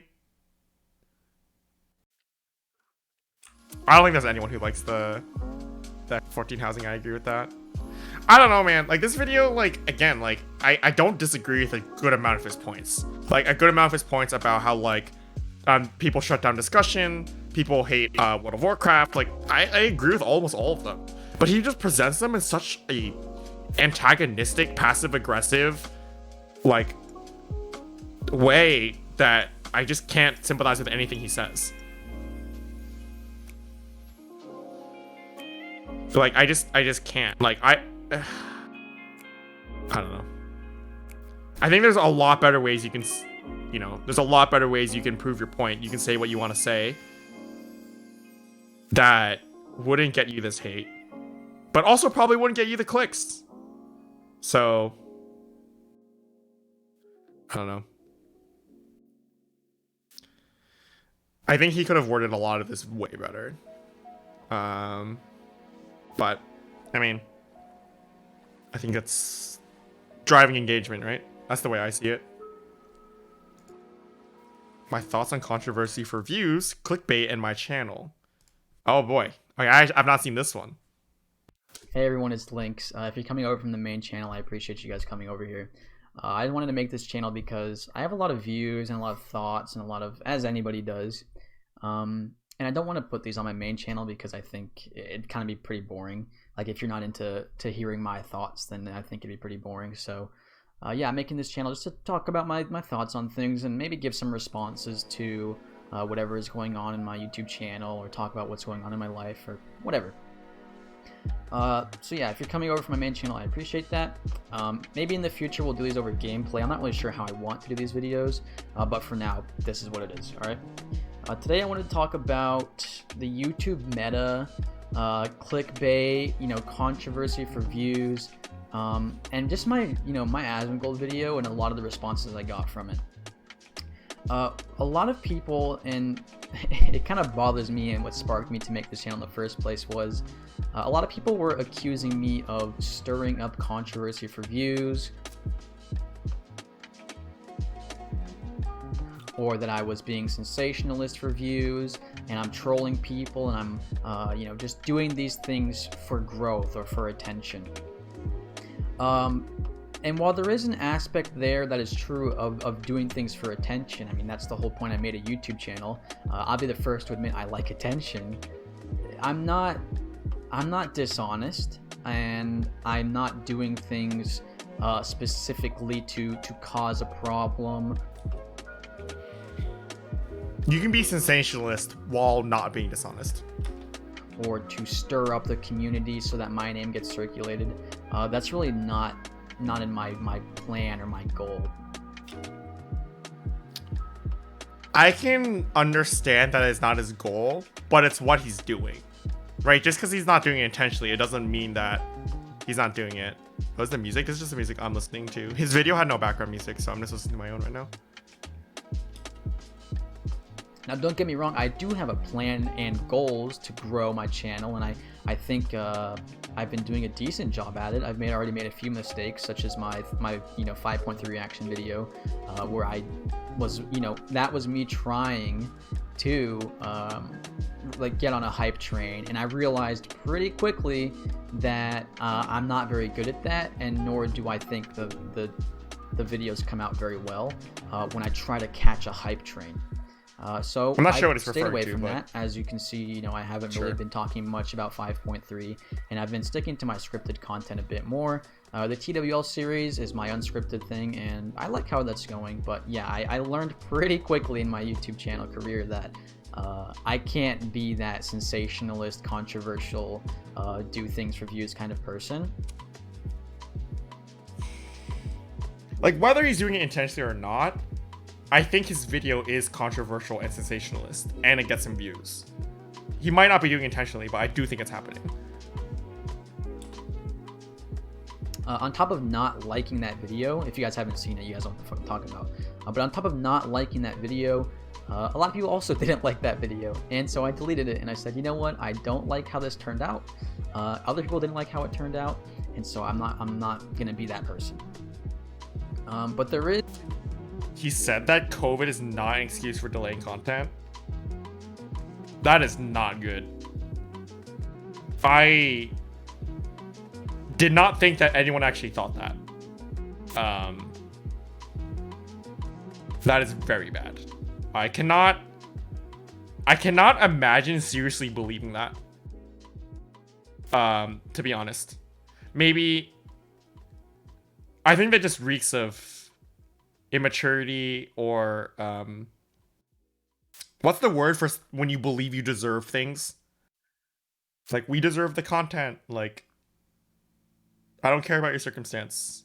Yeah, entitlement. Yes, thank you. Spoiled, yeah. God, that's really bad. I mean, he learned from it, right? I guess. Was there Twitter drama over this? I don't know. There was Twitter drama, but there was here's the thing about the Twitter drama.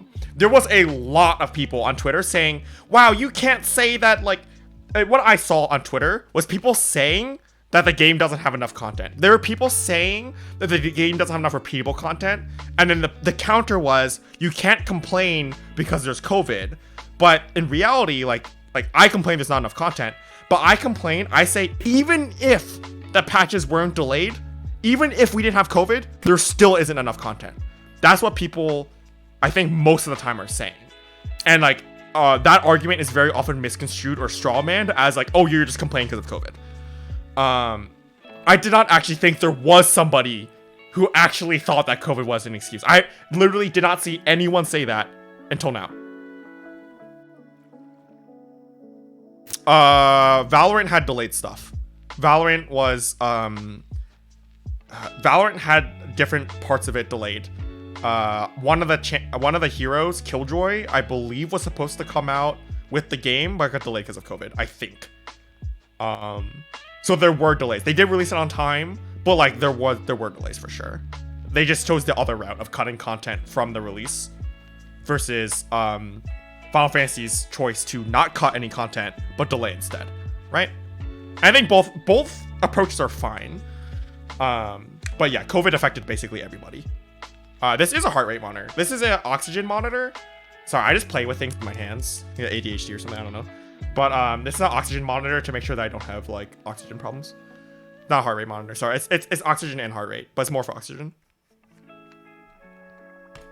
Is one thing I want to talk about that's very specific to I think myself, and that's with the Asmongold video specifically, that I'm not, like, again, I'm not doing things to be controversial. The way that video idea was born was I was honestly planning on putting out my Legacy of Heavensward video on that day, but someone in my Discord linked me the clip of Asmongold, and I said, you know what, what I watched made me interested, and I have an opinion on what was said, and I want to give my opinion on it. So there's a bit of a difference there between I'm going to catch a hype train and do this for the views, and I'm going to make this big sensationalist controversial take, when in reality it was just, hey, I watched a clip and it made me interested in the topic and I wanted to talk about it. And there's a big difference for me personally between being controversial for views and just having controversial opinions. I think, and I said in that video, that I do have a lot of controversial opinions on Final. I think the thing about his video isn't the controversy, it's like how it's presented, right? You can have a controversial opinion. Like, here's the thing, right? Most of my opinions generally agree with his opinions. But it's not about the opinions themselves, it's about how you present them, right? Presentation, communication is key, especially when you're making a video, right? And I think that's the problem, not the fact that you have the opinion in the first place, because we agree. Fantasy. And I like to share my opinions. And in that video, you know, I didn't have this master plan goal that would blow up. In fact, I didn't really think that video would perform any better than any of my other videos. I was, I guess, lucky or maybe unlucky with the response that it did perform well. But I didn't have this master plan to catch a hype train and get a ton of views, because I saw Mioni's video on the same exact topic and it did about as average as his normal videos do. And so I said, you know what, this is just another lineup in my videos and I'll give my opinion on something and then we'll move on. I didn't do that to blow up my channel or to grow my. I just wanted to put out a video with a topic I was interested in, and that's where I think there's a big disconnect between people saying Lynx is doing controversial. Like, see, my problem isn't like there is the titles, but my other problem is that like literally like, again, his content is very aggressive. The way he presents his opinions is very aggressive and confrontational, and that's like, I don't like that. Mioni's a YouTuber from UK. Videos to get views, when in reality I just kind of have controversial opinions and those get sent out in my video. See, like, you know what this reminds me of? Like, controversial opinions, like I just have them. This is like when people just say like, oh, I'm just blunt, but they're really just an asshole. Not saying that Lynx is an asshole. I'm just trying to draw a comparison here. Like, I think it's like a bit missing the point. When people just say I'm just blunt and then they're just an asshole, you can tell the truth without being an asshole. Saying you're just blunt is an excuse to just be an asshole and like to not think about how you're communicating to other people. And I think what he's saying here is just like to say I just have controversial opinions. It's basically saying that he just like isn't giving thought about how he communicates said opinions. So it's not his fault that other people react poorly to them. Whereas like you can have controversial opinions and still present them in a way that isn't antagonistic. It's a casual channel. Oh, we can look at it. Or in my videos. And that really bothers me when I see people saying that I'm doing it specifically for the attention when it's in reality. I'm not interested in that anymore. Do they have interesting videos? Black Desert Online? These are just guides. How to X. Like, I don't know. I kind of want to look at Final Fantasy 14 stuff.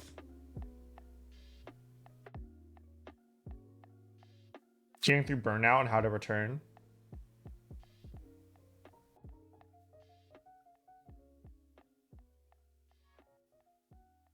Out of bad videos in stream.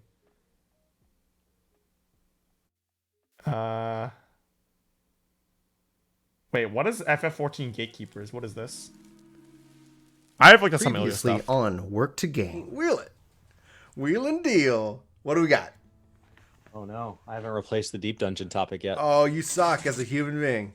Chris has failed you. What is this? Community feedback. Yeah. So maybe it will be on deep dungeon. And we've come to Community Feedback Day. Thank you, Almighty Wheel, for bringing upon us comments that we want to address further with you guys today. Chris. Okay, I don't know what they're going on.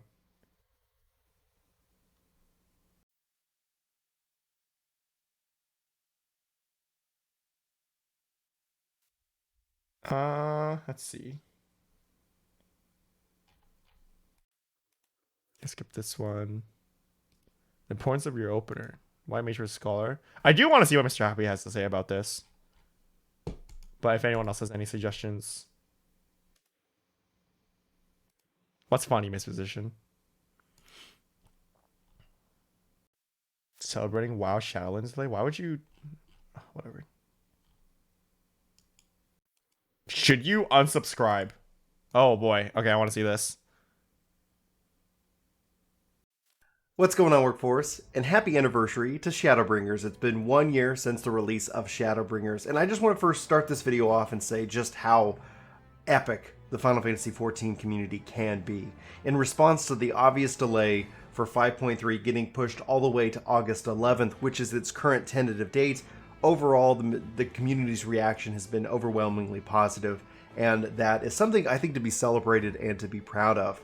It's also important to note, kind of on the other side of that coin, it's completely reasonable to be frustrated or disappointed in the fact that 5.3 is so far between 5.2. We haven't seen this long of a gap since Heaven's Word 3.0 to 3.1, and rightfully so. There are definitely people who can find that there's going to be frustrated by that fact. They're paying a subscription to this game. They're really excited for that content, and obviously the situation and issues aside going on in today's world. Yeah, I am a software engineer for Riot. That being put aside, it is perfectly fine to be disappointed and frustrated. And so we also want to make sure that we respect and understand and have some empathy towards those who might not necessarily be so happy with the fact that it's delayed. I think overall, when you look at just the fact that we have a date, at least a tentative date that we're shooting for, this is a very freeing and very kind of positive thing. And I'm already seeing that kind of reaction in the community. It gives you a time frame so that you can set out like new goals or finishing up your current goals, like maybe leveling up, one of the other jobs. Or I find it very interesting that people spin content drought as a positive thing. I just can't find myself doing that a lot of the time. I understand it's silver linings, but I don't think it should ever be spun as a positive thing. Trying to finish off your relic for a certain thing, it gives you the ability to say, well, that's the date, and now I can kind of plan out my playtime and my schedule so that I can enjoy the game to its fullest without trying to burn out or fear like if I don't get this done this week, well, then next week it's going to end up being a little bit chaotic because maybe the patch is going to come out. I'm always, having that idea of when that's coming really helps, I think, set a good schedule. What it can also do from a positive perspective is the idea that you can go check out other things that the game does itself. Like if you've never done crafting, if you've never done gathering. And not that you have to be forced into doing that to find the fun within the game, but maybe this is a time where you could go and explore that if you so choose. Tell me, Yoshi P also gives the other option for us to go play something else. He said that time and time again, and sometimes that can be kind of a contentious point within the community, and I can understand that, especially coming from a background within 11, where it's like I want to live and breathe in this world. But Yoshi P, I think, recognizes the fact that sometimes we just need to step away and play something else. And so that's kind of where the thesis or the theme of this video, the main topic of this video comes from, is the question of should you unsubscribe, especially if you're choosing to take that other option and play another game. And so that's what I want to explore here. As always, your questions and comments are valid below. Please let me know what you're thinking. And also, you know, People one of the find things we're gathering not fun. going to be doing is for those who are frustrated, and I'm not going to I think some highlight their people do. comments on screen because it's not, I don't want to like accidentally public shame anybody for having kind of an opinion that they feel like they have to unsubscribe.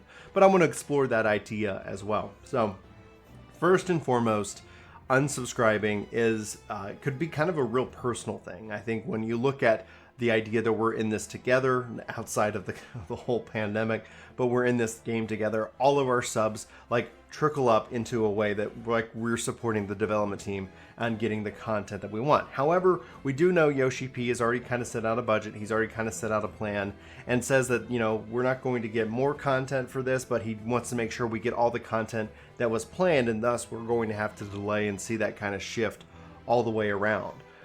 If you're not going to be playing this game and you're deciding not to be subscribed, I think that's awesome. I think that's a really good choice for you, and I don't want to shame anybody for choosing to unsubscribe. I don't, you know, and also at the same time, if you're choosing to remain subscribed and yet not play, that's perfectly fine too. In the end, don't let any. He just keeps rambling. This doesn't even address.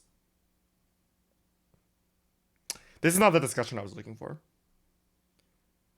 I mean, like, the channel could be good, but I feel like he's not addressing what I'm looking for. The question of, like, the problem with the subscription, the unsubscribe thing, is that, like, the problem is people don't want to unsubscribe. We'd rather have more content. And it sucks that there just isn't content. That's the problem. I really want to watch their tier list video, but their tier list video is from last year, which makes me sad. I love tier list videos. They're so good.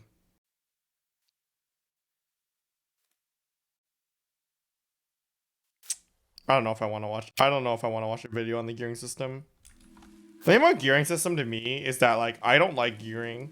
Like, I know I'm like unique or I'm more alone in this, but I don't like gearing. In my opinion, they should just remove gear from the game. Like, if we were making the game for me, like, if we were designing this game in the way that I would like it the best, delete all the gear. Want all of it. Gone. Does not exist. You do every fight at minimum eye level. That's it. Remove levels. Yeah. Oh, gear for glams. Okay, fair. Gear exists for glamour. Fair. I agree with that. Other than that, yeah, I don't give a shit. Everything is ultimate. Anyway, yeah, MMOs without gear don't exist. What are we working for? For clearing the content for the first time for fun. And then you not be beholden to clear content like 20 million times for no reason. Isn't that great? Isn't it great when you don't have to clear Shiva every week for 12 weeks to get your best in slot? Because Yoshi P wants you to stay sub for 3 months? Isn't that great? I don't know.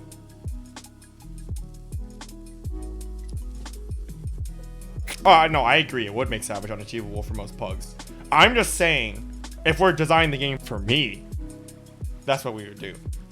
I mean, if I were designing a raid game, what I would do is I would make more difficulty levels to substitute for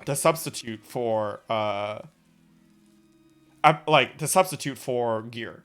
Like, then pugs, let's say there's a difficulty level between normal and savage that pugs can complete, but it really pushes you to become a better player.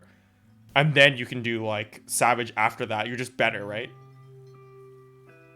Secondary stats? I'd rather you have a pool of secondary stat points that you can adjust at any time to any combination. It's very interesting. How about I don't want to do a fight more than once because it's unfun? I mean, like, could you imagine Nier Automata being like, oh no, you gotta go back and do that boss again because I want you to stay subbed? I mean, like, I'm just saying, like, an ideal world, right? I'm not saying from a money world. From, like, a marketing and, like, money thing, it's different. But I'm just saying, like, if I'm designing a game for more fun, I'm not gonna force people to do a fight more than once. Why the fuck would I do that? That sounds garbage. Fuck that shit. That's one of the things I hate the most about this game. I hate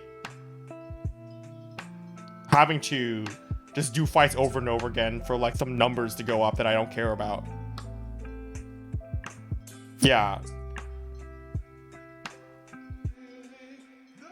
I mean, you could just make, like, there's other ways, yeah, right? Like, how do you make you do the extreme trial 99 times for a fucking mount, right? Just do the same shit. For a mount, right? Or for glamour or like stuff like that. That's it. That's all you gotta do. You know people are gonna do that shit. You know people are gonna do that shit, right? So premium items to increase the chance. Yeah, you can do that too. What's pay to win when there's no winning? When it's just increasing your chance of like good loot? I don't know. I'm not here to have a discussion about marketing and how to make money. I'm just saying that I don't like your system as like a player. And I think that having more difficulty levels will help a lot. Scholar suck in Shadowbringers. This was in July. Does Scholar suck in July? Scholar sucked in July, didn't it? Isn't this before Aetherflow? Isn't this before Energy Drain existed? Dude, yeah, let me trade 99 totems to ride Golden Bahamut around. Right? And then, like, there's other things you can do too, right? A really good example, a really, really good example is you can basically make it so that, oh fuck, I lost my train of thought. Fuck, no, I had a really good example. Shit. Oh, WoW has this, right? WoW has achievements for fights, right? Do you guys remember FFlogs challenges? FFlogs challenges? Where, basically you gotta do the fight, but in a more difficult way to clear it. I think that's a really good thing that they can even add to Final Fantasy XIV, right? It basically, what you do is, you don't have to design a full fight, right? Because you already have the fight there. And then, by adding this achievement, basically people are incentivized to go back and do it a different way for like a title or you know, an extra glamour or something, right? And I think that helps a lot. Why didn't FFlogs make one this tier? It's difficult for Kihara to make them. I think it's easier for someone to make them if you design the fight, but like Kihara, like he has to take community suggestions and then he has to code in himself detection for completion of the challenge using the logs, which is very difficult, right? Because like FFlogs is inaccurate, whereas like if it's coded into the game, it could be way more accurate. So it's a little hard for him to do it, and I'm very surprised that he can even do it in the first place.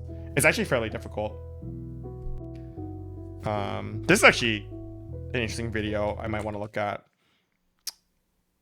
Scott talks about criticism of MMORPG culture and Eden normal mode from July 16th.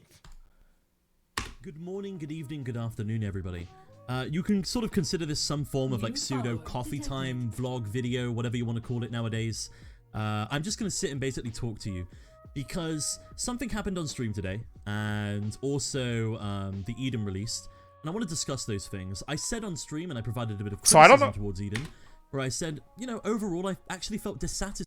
So I don't know who Scott Zone is actually. I think he plays World of Warcraft, and I guess he plays Final Fantasy XIV. I don't know anything else about him. Satisfied with what was provided. And then obviously people responded and we had a bit of a discussion surrounding it.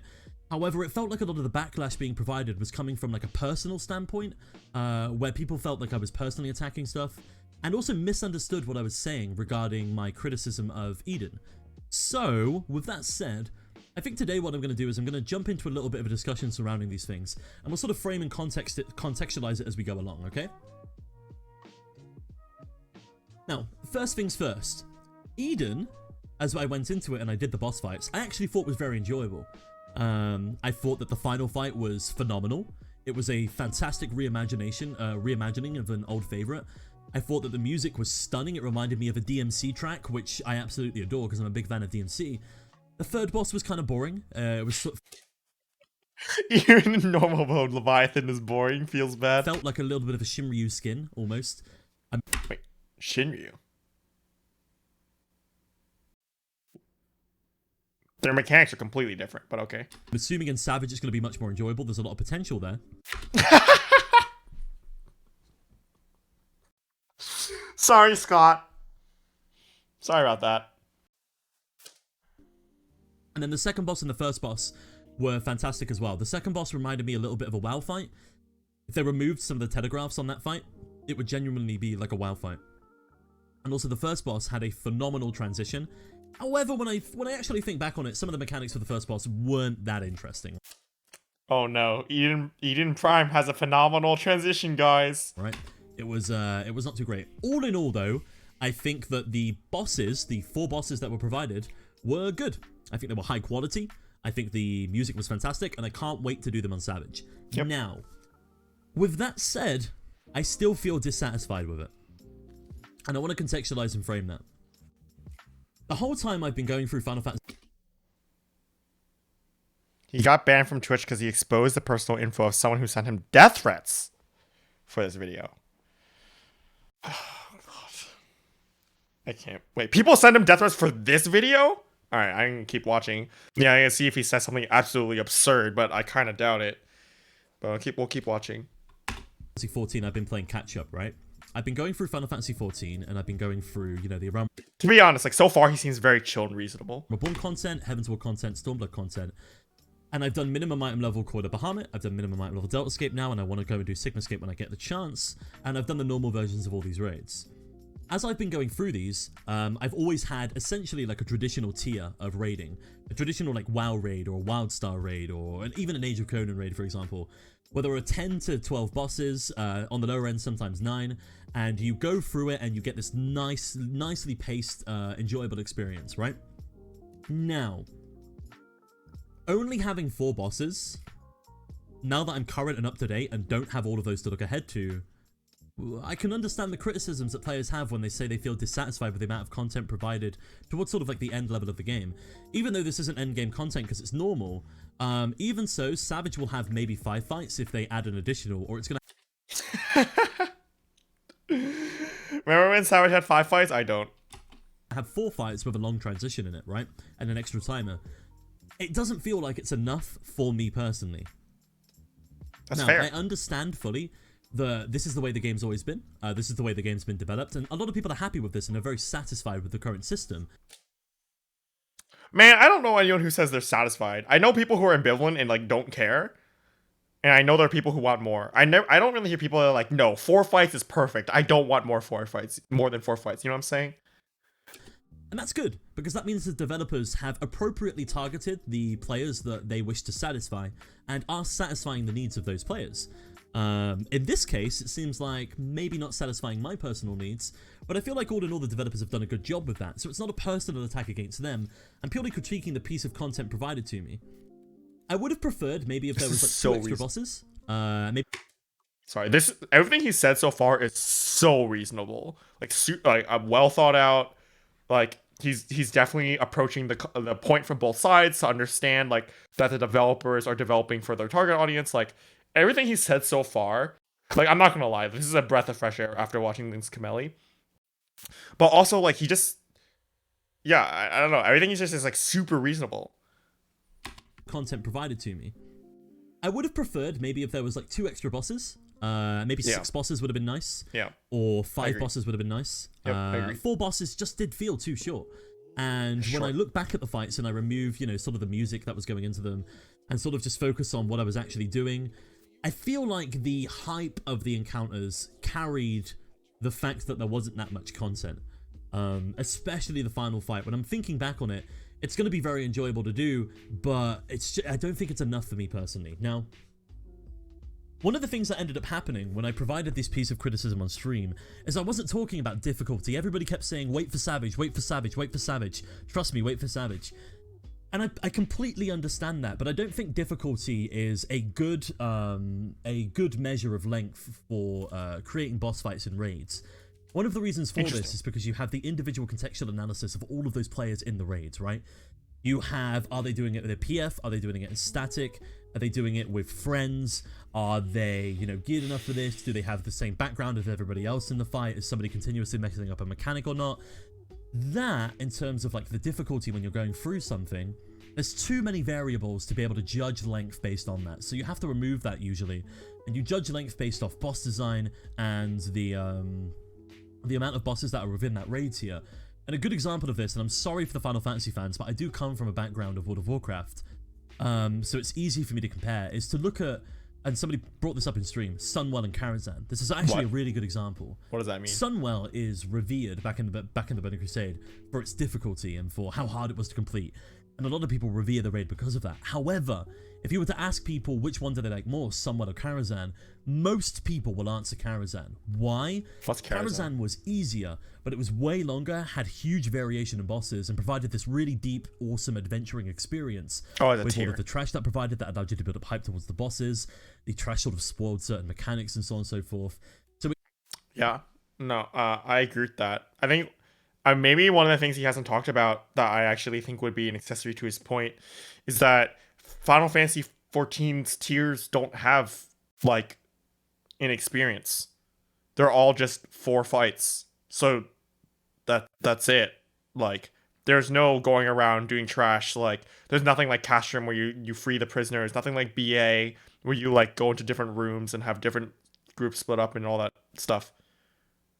It's just 4 floating discs Thank you! in the middle of space. Hello, my fellow weeb. Like I said, thank you for the 3 months. I appreciate it a lot. But, right, Final Fantasy XIV raid tiers are 4 floating discs in the middle of space where you fight a boss. And that's it. And I think it's interesting because he brings up, like, oh yeah, the raid is, like, more fun, like, you want more content. And I think it, like, more bosses, I agree. I think would be cool. Like, I definitely would love more Savage bosses, but I just think, like, it doesn't feel like a raid either.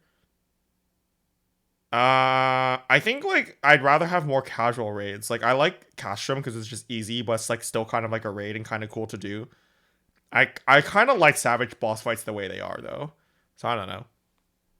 it created this very unique and enjoyable experience to go through with players, and I think that's been proven again with the deep dungeons that they did in the remake of Karazhan and with the Mechagon in the recent raid patch, where they create these long environments with lots of bosses and a fair bit of trash, and it does feel satisfying to go through with there being more variety and more bosses there. One of the raid tiers where people have said it's not that great is the most recent one that was released, not the Ajara one, but previous to that, where there was 2 bosses. I think it's interesting that I think when you're coming from Final Fantasy XIV, it's really easy to have your blinders on and to only think about things from a difficulty perspective, because so much of Final Fantasy XIV discussion is focused on difficulty, right? Scott Stone even said in his responses, people are like, oh, Savage, wait for difficulty. And he's like talking about why it's not only difficulty, and I'm like, I can't help but like totally agree with him here. I think like we've had this long this long discussion about difficulty has been completely entrenched in the Final Fantasy XIV community culture ever since Gordius came out, right? It's always been about difficulty, right? Gordius comes out, it's way too hard. Midas comes out, it's also really hard. Creator comes out, it's too easy. Then we gotta think about how hard is each tier, right? Like that's all we ever think about. But even the extreme promos, like what do we talk about when we talk about the fights? Like, is it easy or is it hard? But I think difficulty isn't the only piece of the puzzle for enjoyment. I think Shiva really points that out, right? Because like it's a difficult fight, but a lot of people don't like it. I like Eden's Verse, but I know a lot of people don't, right? So, and I think he's like bringing up like you gotta think outside the box in terms of like what else can you really bring to make a raid feel more like a raid that like feels like a real satisfying experience, like he's saying. And yeah, I don't know, I think he brings up good points here. And despite the bosses having pretty decent difficulty, it's just 2 bosses, right? So it doesn't feel as good when you eventually get through that content. Now, we're talking about Final Fantasy XIV, and a lot of the counter-arguments to me saying that I was dissatisfied seem to come from a personal place rather than a place of like, you know, developing upon the criticism. Where people were saying, just do this instead. Oh, well, I do this, so it's fine. I do this. I don't care about the raid content. I want to do this instead. And I completely understand, like, somebody coming from that perspective, but that seems more personal. And a lot of people don't realize this, but the MMORPG was built upon the personal attachment that someone develops to the social environment that they're going into. MMORPGs, as far as EverQuest was the first one that did this well. They create a blank slate where, regardless of your race, regardless of who you are in real life, regardless of any real life factors, you can go into this MMORPG environment and then you can have a blank slate. You can receive the satisfaction of completion upon leveling up. upon collecting certain things, upon getting certain items, upon working hard towards something. And then you can also at the same time develop meaningful relationships, and you can do that in online environments with other players who will not judge you based on your work environment or judge you based on your previous history or anything like that. I'm not sure what They'll he's see getting you at. for you. They'll see your avatar, they'll see how you respond to them and interact with them in the game, and they'll develop a friendship with you based upon that. And they'll also I'm not sure how true that is. Maybe in EverQuest when you didn't have online chat. Now that things like Discord exist, like there's all like, oh, girls play Final Fantasy 14. Like, yeah, you kind of lose that. But yeah. look towards or revere you in some circumstances for your achievements in the game. And it creates this sort of mirroring of social environments in society, which is one of the reasons people became very attached to MMORPGs a long time ago. Because it allowed people to get those things without actually doing it in real life, where Yes, it's much I agree with more that. unfair. Now, what does this mean? All MMORPGs are built off this basic bedrock, right? So when you go into an MMORPG, Are all MMORPGs based off that basic bedrock? I think a lot of games in general are built off progression. I don't know if I would say all of them are, but I don't know. it's natural that you become personally attached to the world, to the players the friends that you've made in the world, to the things you've done, to your own character. And therefore, when a piece of criticism is thrown at the game itself, sometimes it can feel like the criticism is going towards your MMO, your personal attachment to the MMO. So if you're enjoying this specific thing and someone criticizes it, you're wrong in some circumstances, is how people feel like that is received. Whereas that is not the case. Me providing a piece of criticism towards the game is not a personal attack against a player's attachment to the piece of content, to a player's attachment towards the game itself or the developers. It's purely a piece of critique regarding, the content provided. The thing is, like, this is like super accurate, right? He's basically addressing what I say, where you like people need to detach themselves from the content they consume, right? People have their egos so closely tied with what the things they like, and they can't take any sort of criticism on the things they like because they take it as a criticism on themselves. And he's addressing that like perfectly, right? He's basically saying, I understand why you attach yourself to this game because that's what the game's about, but you have to understand that I'm not attacking you. I'm just critiquing this in like the way that someone might critique art, right? If you look at a painting and you say like, oh, I don't really like this painting for XYZ reason, then it's not like, oh, I hate the painter. I don't hate you for liking the painting. It's just not the thing I like, right? I think like in me, for me, like I would like this better, right? He's literally very, in my opinion, very eloquently explaining that point. And he's like the same thing that ProZD basically, like his comedy sketch, as much as you can say it has a point, like the thing that ProZD is making satire of, Scott Zone is commenting on it, and I think he's describing it very well. And it's insane to me that people can listen to this and then instead of saying like, hey, yeah, maybe I shouldn't so closely like attach my sense of self-worth to the video game I play, they say, oh, fuck you, I'm gonna kill you. And it's just my opinion, so it shouldn't matter whether I like it or not. It should just be a forum for discussion. However, people take it very personally. Yeah. Now, this is a common thing that happens not just in Final Fantasy, but across multiple MMOs. That's true. And it's actually getting more prevalent. It never used to be this bad. I think it happens across a lot of things. I do not know if I agree that it never used to be this bad. I have no reason to believe that it was never this bad, personally. I think that it's pretty much the same as it always used to be. But I don't know. Maybe I'm wrong. But nowadays, it seems like people are very, very quick to dismiss stuff based on their own personal attachment to the MMORPG, and will say, I am only this type of player, I don't care about this. Or I only do this piece of content, all other content doesn't matter to me. Whereas a long time ago, I think it's okay to say that I only do this piece of content, other content doesn't matter to me though, right? Like, I don't think there's anything wrong with that. I'm not exactly sure what point he was supporting there. It used to be this idea of you just do whatever's there and you do everything available to you, right? which is why people were generally okay with critiquing different elements more freely. I'm not sure how linked those two things are. I'm really not. I mean, God knows casual players are out there critiquing Savage raids, the existence of Savage raids, even though they don't even do them. I just like not sure how related. Like I feel like I lost him a little here. So, if we go back to the original statement where I said that Eden was, you know, unsatisfying for me personally, the fact that that met a ton of backlash with people just throwing out aimless points like, oh, go do leveling instead, there's that content available to you, or go do, just wait for the Savage, like you can just do the Savage and farm that over and over again for optimization. I think another point to understand is the optimization aspect of raiding content is usually a small percentage of players, even smaller than the percentage of players that are actually doing like the high-end raiding content. That's true. Because not many people actually want to go back and refarm something over and over again just to get a high pass. That's a very niche competitive environment, and not one that I'm personally attached to.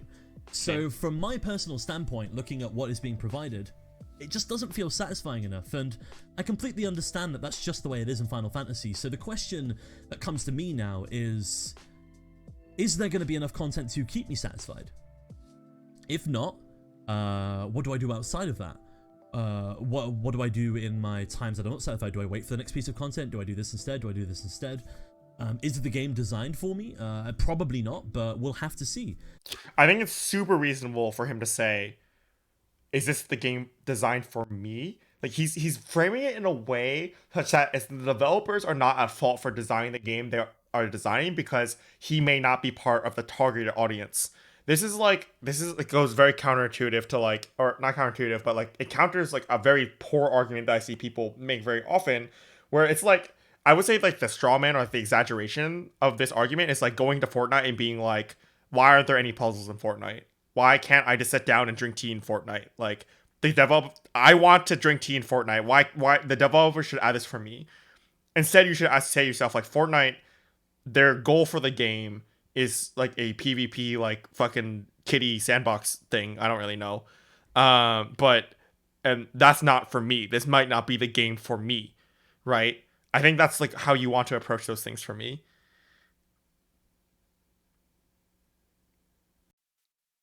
I don't think he's saying that like Final Fantasy 14 should do content delivery one way or another. I think he's just saying that like it might not be for him, and that's like more than reasonable. Like, what's he supposed to say? Like, oh no, I actually like this, like just to appease people, right? Like, I think he's just saying that like, oh, like Final Fantasy 14's release schedule and like what they release is like not enough for me, and I think that's like totally fair. Even though I thoroughly enjoy the game, I feel like there could be more. I do feel like there could be more, and I think only having 4 raid bosses is a little bit of a cop-out. I don't know how other players feel about this, but I just wanted to frame that and actually provide my context for this stuff, because I'm coming from a very different standpoint of a lot of players where I've always had lots ahead of me, and this is the first time that I've only had 4 bosses. Now the question I want to ask you guys is, were you unsatisfied with the raid tier so far? Were you satisfied with the amount of content that's been provided? Would you like to see more bosses in raids? Or would you like to see them keep it the exact way it is right now? Would you like to see them focus on other stuff? Why wouldn't you want more bosses? It's interesting to talk about. It's a nice palette of discussion to go forward with. And I want to know how everyone feels. So hopefully you enjoyed this video. I haven't never sat down and just done like a coffee time discussion, so I might do more of these in the future regarding different elements, not just Final Fantasy, but MMO stuff in general. And I hope you enjoyed. So I'll see you next time, guys. Peace out. I can't believe that he got death threats for this video. I actually can't believe he got death threats for this video.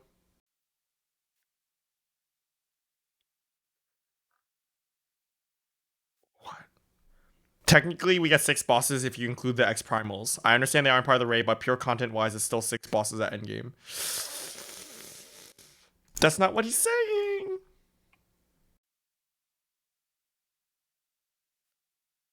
Yeah, this is a lot of dislikes for a very reasonable, well-thought-out video, I think.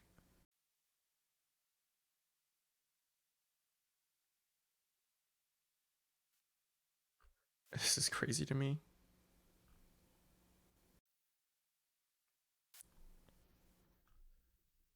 Is it? Well, why is everyone talking about what happened to you recently? Did he have a problem with his life or something?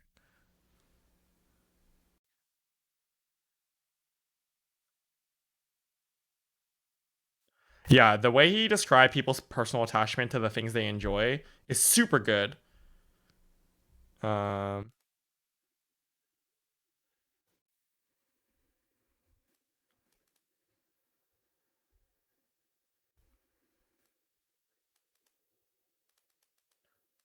Let me read this comment. I gotta move my camera back. Give me a second.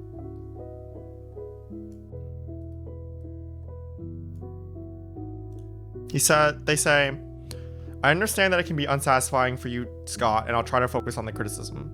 The length of a raid tier usually takes 1 week to 3 months, depending on the skill level of a group. An average group would take about 1.5 months.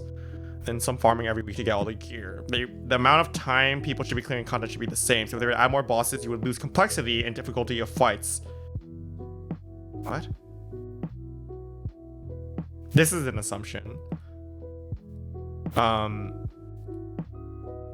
What? He also isn't saying that he cares about losing complexity or difficulty. Like, his point isn't like he doesn't care. Like, he doesn't necessarily care that the fights are complex or difficult. What he cares about is if they're satisfying to do. Right? Patches come every 3 months or so. It's actually 3.5 months. Meaning most players who do this content will probably play for content for a majority of the patch cycle. Previously, it was pretty unsatisfying as a raid would hit every 6 months, but the introduction of ultimate raids between Savage raids managed to fix that long wait for a lot of people. If you're doing ultimate, dude, you're not taking 1.5 months. You are not taking 1.5 months to kill Savage if you're doing ultimate. This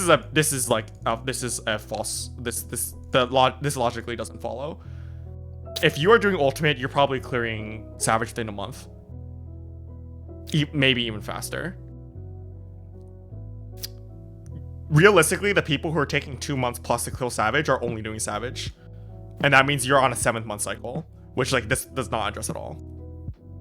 This person just says, like, I'm satisfied. And that's it.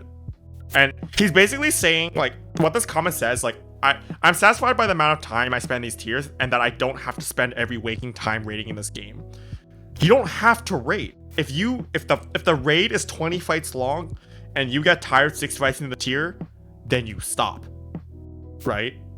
This idea that, like, I don't want more content, this basically says I don't want other people to have more content because I cannot control myself if there is more content. It makes me feel bad that there's stuff that I don't have. Like, that's what this comment basically says to me. Like, I don't want other people to have more content because it makes me feel bad if I can't do that content. Or I feel forced to do that content for some reason. And, like, I just don't see that, right? Don't you want other people to have more stuff? Could you imagine if I said, oh, I don't want them to add another job to this game because I don't want to feel like I have to level more jobs. I don't want to feel the responsibility or the obligation to level more jobs, so please stop adding jobs. Fire Blanket, thanks for the follow. That's what this logic is. That's what this logic is. And, like, that's bad. That's really bad. Can't you just be happy for other people to have stuff? To have new stuff? Especially, like, they're not approaching the argument from a content, like, oh, we're losing other content perspective. This is simply, I don't want this content. This is, again, like, it gives me time to play through it without feeling rushed. Like, just don't do all the content. It's okay. Right? Final Fantasy XIV, one of Final Fantasy XIV's biggest strengths is that there's catch up. It's not like you have to do the raid to do the next raid, right? You don't have, like, someone says, like, oh, I left WoW because I was unable to keep up with content and having to be playing 24/7. It's not like WoW where you might have to, like, keep up your relic or anything like that. Final Fantasy XIV is so good about giving people pity gear to make it so you can always do the current content. You don't have to keep up. The only reason you have to keep up in this game is if you, for some reason, feel like you can't. That's it. That's it. If you're a mid-core player, clearing Savage would take you to 2 to 3 months. Dude, do I have a totally different perspective on this? When I was mid-core, we cleared Savage in 4 weeks. When I was mid-core, 12 hours a week, and we cleared in we played 12 hours a week, or 10 hours a week. I think we cleared 10 hours a week, and we would clear in a month. We cleared Deltascape in 4 weeks. It's like 10 hours a week. That should be mid-core. If you're taking 2 or 3 months, you're probably casual.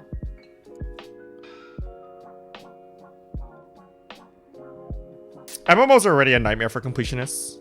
2 months. I would say 2 months is edging towards casual, but it also depends on like how like I don't know, hours versus how fast you clear depends on skill, right? It's hard to say. I cannot believe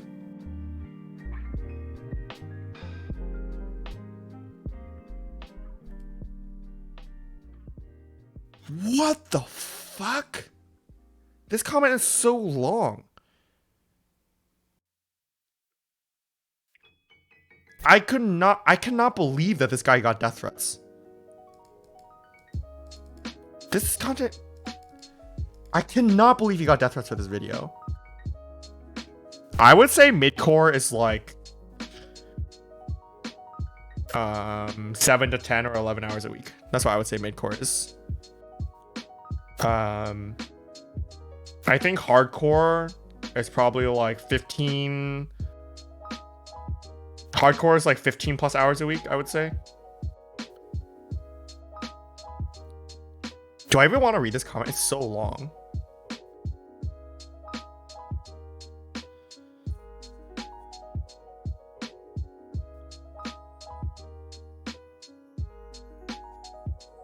What's between? Semi-hardcore, I guess.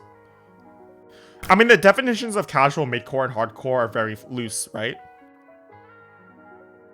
If you're clearing week 1, you're probably you're hardcore. You're definitely hardcore. If you're clearing week 1, you're definitely hardcore. Anyone who clears week 1 is hardcore. I would think so. Your character has 17 jobs you can level, learn, gear, and optimize with, and the community centering around stacks instead of guilds gives you this freedom. No, you have a weekly loot lockout. I know that both Pix and I are currently raiding with 2 groups with 2 different skill levels with different roles. On the one hand, I'm raid leading for a super casual RPFC's raid team, who doesn't even have their mains at max level yet. On the other hand, I'm in a more hardcore team looking to clear within the opening month. That's not hardcore. I'm playing different jobs in both, so both are unique learning experiences instead of just going back and doing it again. That's the thing, you literally can't do that because of the weekly loot lockout system. Right? Like, I think whenever I'm skimming a lot of these comments, when I'm skimming a lot of these comments, basically what people are saying, and Scott Zone is basically saying, hey, I don't think this is the right content for me. I wish there was more content in the sense of raids. And then every single reply is, actually, I like the content. And that's it. For XYZ reason. But that doesn't address the fact that he is not happy with the content. Like, it's not an account, it's just saying, like, he's saying, I don't like it, and then you're basically, the comment is basically saying, well, I like it. And it's like, cool. Good for you. Like, I don't understand why people are replying like this most of the time. Right? His criticism is that his point here is more about people taking things personally, and he doesn't like the content, and he kind of wishes it was more raid-like, more trash pack-like. Now, you can address his idea that you want things to be more trash pack-like. That's fine. But most of these things are literally just like, oh, I like the game because I get to play different jobs, and it's like, okay, cool. He did not bring that up, and he's not saying that, like, that's bad. He's saying that he wants more, like, raid-like things with trash packs. You're talking about different things. Yeah, you're allowed to post links.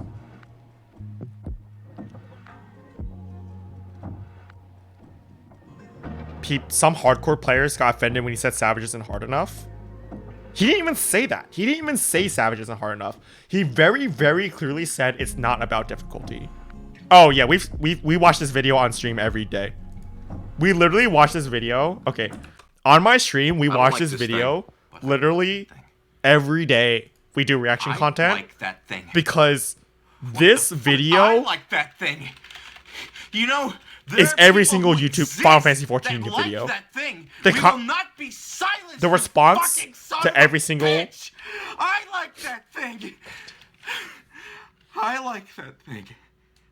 But I do like this thing. I don't like that thing.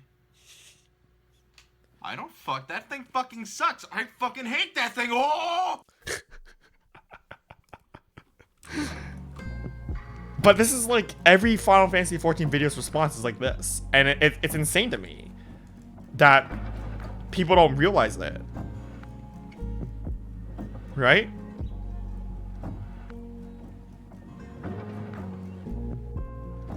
I don't know.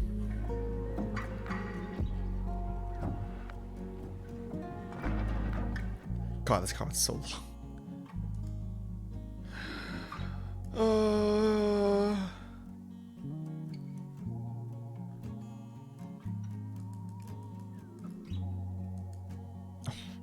Dude, every single person is writing a blog post and a half in this essay.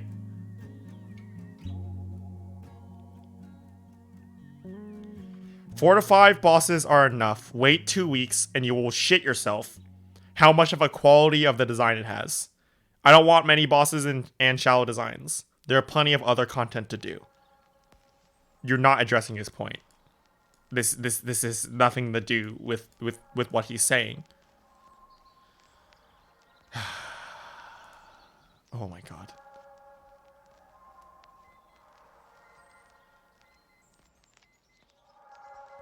Bro, this person says FF14 offers more content than WoW. We have 3 tiers. 3 tiers of 24-man and 3 ultimate fights and extreme primals. Extreme primals. Dude, if you're like savage / normal, if you're including different difficulties, WoW blows you out of the fucking water, right? Isn't it 10 fights with 4 difficulty levels per fight in a single tier? That's 40 encounters in 1 tier. You can't say that Final Fantasy has more content if you're going purely off of a number. Oh, going purely off of numbers here. WoW has 4 difficulty levels. It's insane.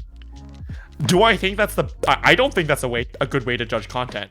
But if you are going to judge content based on the number of fights we have, you're just in the wrong. You're flat out wrong. WoW has more. I don't think it's the right way to do it. But if you are doing it that way, you're flat out wrong.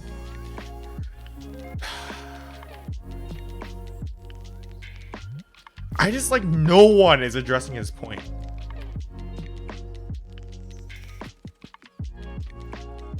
I mean, I'm skimming. Like, maybe there are people who are addressing his point. Alliance raids have all the trash with the entire big zone working your way to bosses like WoW raids. So were you winding an Alliance raid instead? I don't know.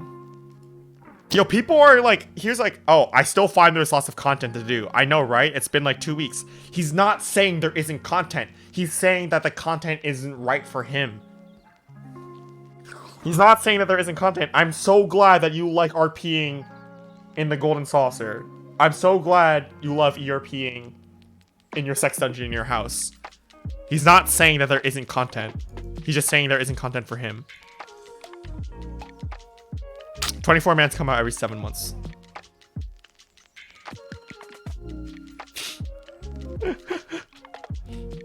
I just like don't get, like, he's literally not saying that there isn't enough content, right? This is crazy to me. I really like that video. He stopped uploading YouTube videos a year ago? Where did he go? What happened to him? He's just gone?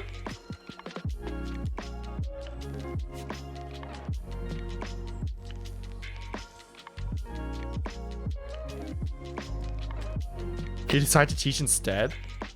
That's insane to me.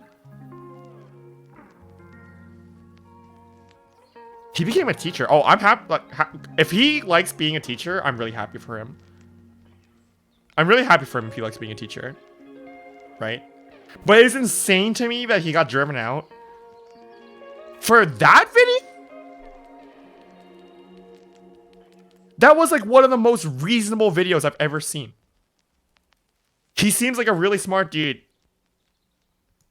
That's insane to me. I actually can't believe it. Case of Twit longer. Let's read that. And how do I find it?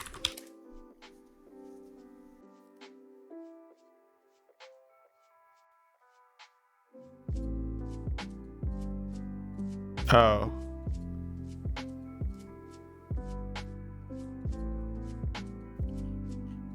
Okay, let's read this. A reflection on the weirdest year of my life, streaming and learning to live. Roughly 1 year ago in September, I decided to quit streaming on Twitch, my full-time income. Oh, a year ago. Oh, this was in 2019.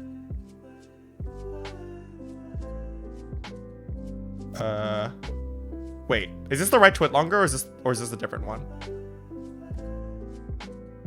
It's the wrong one. Okay, never mind.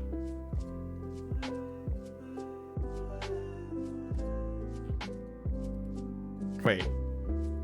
Look above. This is the one I clicked. Is this not the right one?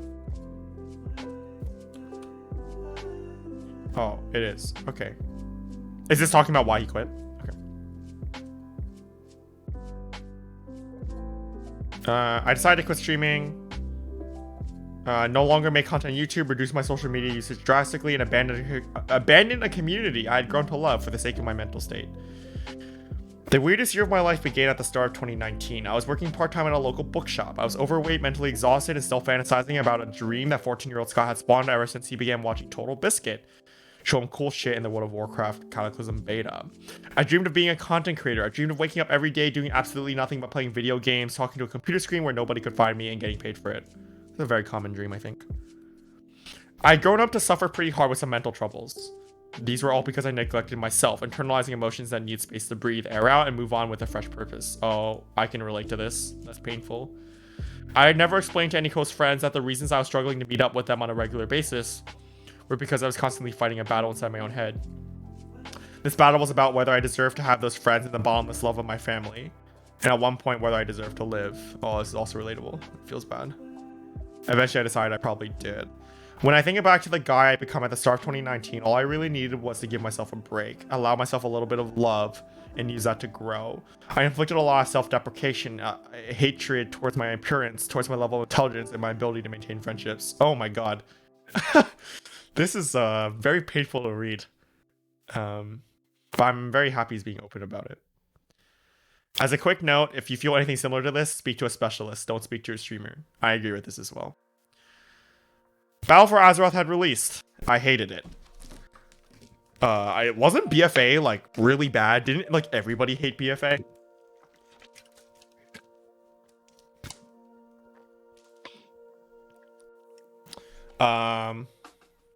World of Warcraft is a game I've played ever since I was 10 years old. It has grown up with me my entire life. The state of the game has often impacted my own personal mood, and my level of love and respect for that title holds no bounds. However, I made the decision after an angry stream of ranting at Blizzard that I would try out Final Fantasy XIV. This is where everything went out supersonic. My first stream in the game, I had a higher viewer count than I'd ever seen, 30 people. It was unreal to me that so many would be interested in seeing me play through a title. I decided to name my stream to the world's WoW Refugee, and went hard on enjoying the narrative experience. I had spoken with a close friend from WoW about the best way to attract people to a stream, and we came to the conclusion that drawing on my extensive MMORPG experience as a filler during boring content like traveling between quests will allow for an engaging environment coupled with reactions. Oh, this is like so smart. This is super smart. Everyone on Twitch likes the reaction to Andy. If you can make the Pog face, you can react. It also helps if you throw in the phrases, "There it is, dude," or "Let's fucking go." Dude, he's exposing me. He's fucking exposing me, man. I need to stop reading this. I need to delete the VOD.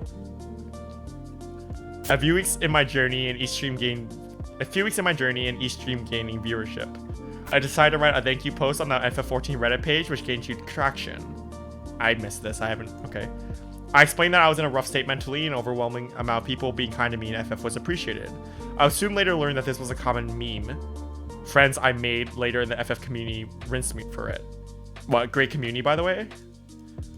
There are quite a lot of smaller streamers that regularly tuned in every time I would go live. They were always so pleasant to speak to, and some of them even made me my first ever emotes. I wish I got things for free. Feels bad. I remember being almost in tears when the III version of me was made for free. It was heartwarming. That's so sweet. More and more people began asking me to do discussions on the differences between our MMORPGs. I actually am going to add a donate button soon. There were discussions on systems, discussions on... Yeah, I paid entry for emotes. There were discussions on systems, discussions on my experiences in Age of Conan, Wildstar, BNS, WoW, Guild Wars 1. Oh, you played BNS, I'm so sorry. I've always loved discussing MMORPGs, and now around 200 to 300 people are more regularly tuning in to hear those discussions and see me react to the storyline in the game. On stream, I provided a completely over-the-top, deliberately unrealistic, and comedically intended reaction to the Shadowbringers trailer. Asmongold saw this, and then it happened. The boom.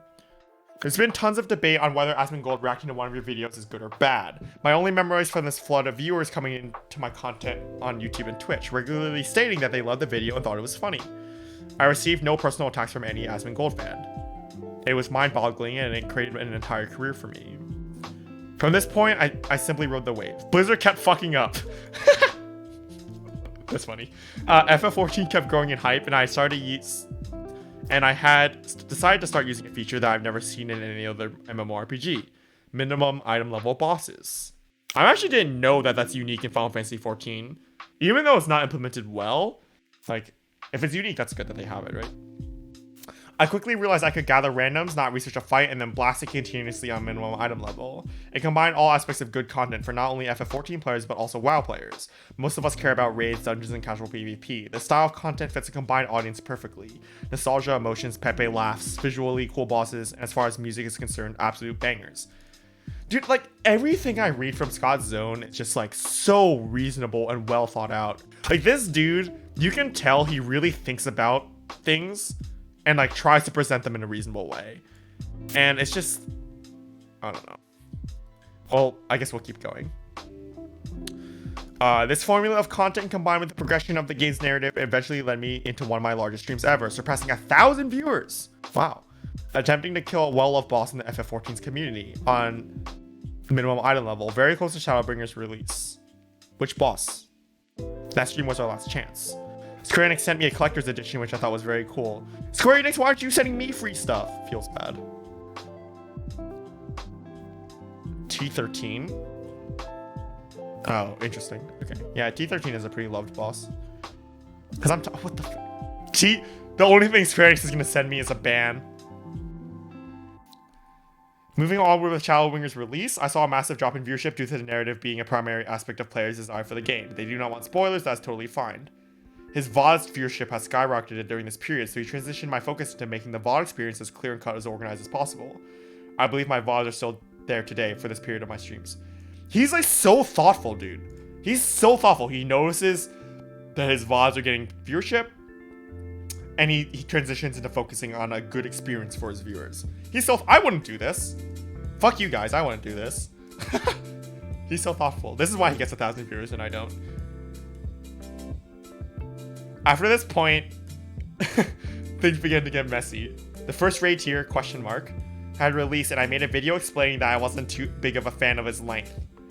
The length was expected, however, after blasting through 9 years of FF14 content in a few months, I think I developed a larger expectation that was realistic. This was pointed out by a few friends I had made in the game, however, I felt I still shared my thoughts as many viewers want to know. The title of the video had been also more negative than intended. I decided to change it and think it probably helped. Yeah, I don't know what it used to be called, but the title he had was fine. I don't think the video was that negative at all. I really don't. After this video released, the overwhelming negative reception was interesting yet also confusion to me. I'd come from an environment where criticism and opinions were usually met negatively if they were unreasonable, but not with the same force that I had suddenly been exposed to. On top of multiple DMs and messages attacking me and my content, the people I surrounded myself with and explained to me, often in great detail, about how I was undeserving of living, having an audience that I should go back to WoW because we don't want you. I was received an email that actually shook me to my deepest core. A person had written a message that explained they were going to kill me in person. They had attached not only my local town, but had obviously taken the time to invest money in buying information about my house. I later found out you can pay for this info online. They had my address and house number, later including locations of my family's workplaces. They only demanded from this person was that I stop playing FF14 and return from where I came from because I was making the game worse. Dude, those damn Mexicans gotta go back where they came. You're making America worse. This is exactly what that sounds like to me. This is really fucked up. I received death threats, but never to the scale. I was completely shaken. I screened, block out the information of my home address, and show the snippet of the message, explaining to my community that I would be taking time away to process and feel safe. I was then banned for 1 month by Twitch with no explanation as to why. I can only assume it is because I left the fake email address used uncovered, which breaks Twitch TOS.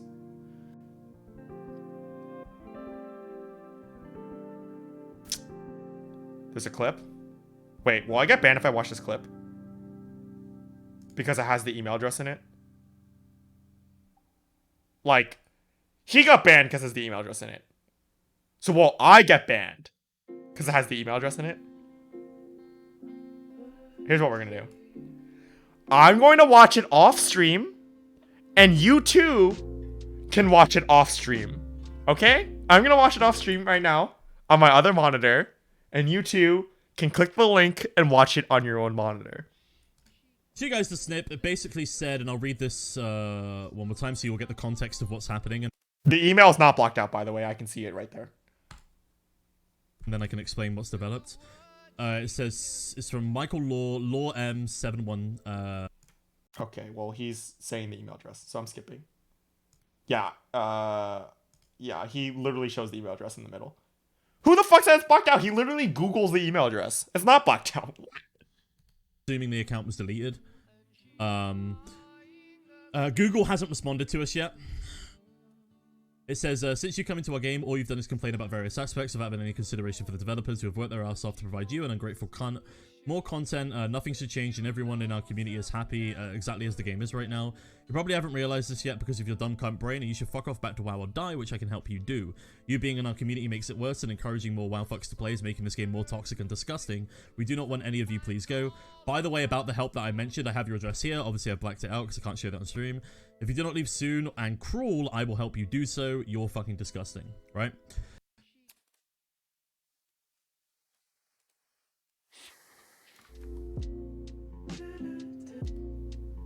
That's so fucked up, dude. I mean, like, what? I don't even know, like, what to say. Like, that's just fucked up, right? Like, this is the extremist side of Final Fantasy XIV's problem with toxic casual toxicity. Sign, thanks for the follow, right?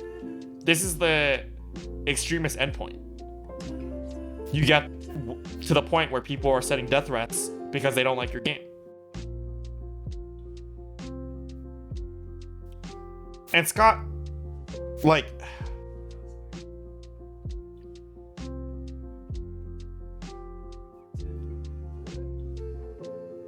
yeah, that's just fucked, right? This is just so fucked. And I can't help but believe, to an extent, that the community culture going the way it is enables that person to believe that acting in such a way is okay, right? I think, like, the example I'm going to draw here is to Trump. Again, I know it's political, I know it's America, but I'm going to draw this comparison, right? Racists and white supremacists are going to exist in the United States no matter what happens, right? They will exist in the United States. There will always be some small sect of these people who are just fucked up. But by having a president like Trump, it enables those people to feel more empowered and to act more brazenly and in disgusting ways. And I think the Final Fantasy XIV's casually toxic community does the same thing in enabling these people to think that it's okay to send death threats to someone just because they came from WoW, and they insult to the game. Will people always exist who will send death threats? Yes. But I think the community enables those people and makes them feel more secure in their shitty ass opinions in the same way that Trump enables white supremacists and makes them feel more secure in their terrible bias. And I think that's just really fucked. Yeah. I don't know. I don't have much else to say. I think that's a legitimate problem with the community. And I didn't realize it went this bad. Let's keep reading. This exact moment led me to a realization. My opinion on the game could potentially lead to the harm of myself or someone close to me, and I would never risk that under any circumstance. I also came to the realization that if this was to be a career, I would be at the complete mercy of Twitch. If they decided I was going to lose an entire month's income, I would lose it. They could decide I don't get paid for 6 months for whatever reason they deem. This was a realization of the path I would be following. That is the reality of anyone who streams on Twitch, unfortunately. After a discussion with my incredible sister and my wonderful parents, I decided to move away and focus on using my degrees to construct a life away from the internet and more focus on those I loved. Those I love. I was shaken, confused, frustrated, pissed the fuck off, and sad. This whole story takes place in the span of roughly 8 months. It is now 2020. COVID has taken over the world. Every single month, a new tragedy happens, and I'm currently waiting to begin my training in October, following the path of teaching, with the goal to bring the same inspiration, happiness, and comfort that my teachers provided me. I had to reset an entire year away from the boys in order to get the grades I wanted and go to university. My teachers gave me nothing but hope, no matter what I did wrong, and they always showed me what was right and exactly how I could get there. If I can be a fraction as valuable as they were in another person's life, I will be happy. I'm happy that he finds a spot, a place that he feels like he belongs. And I'm sad that that place isn't the Final Fantasy XIV community. I haven't played Final Fantasy XIV in any serious capacity since November 2019. I believe FF14 has a bright future for a different type of audience. However, I don't believe I am part of that audience. The developers poured their heart and soul into a dead game, and they have succeeded.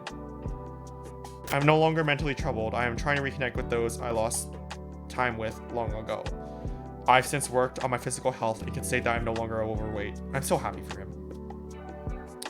While it may take some time, I've begun to allow myself to heal. I'm waking up and finding there is something about myself that another person might also like. I've gone from a boy who was at the literal limit of mental strain to a young man who has a bright future. A new outlook on the world, and is taking the time to actually look after myself instead of others. Thank you to everyone who was around during this period of my life. I'll likely never forget it, but I can definitely say that I was not meant for the online world. I will remain enjoying the beauty of life. I want to see the world and experience its magical places. I want to dedicate my career to helping people find their way. And I want to be the person of value that I should have let myself be long ago. Please stay safe, please look after yourself, and thank you for reading. Oh my god, it's so sad.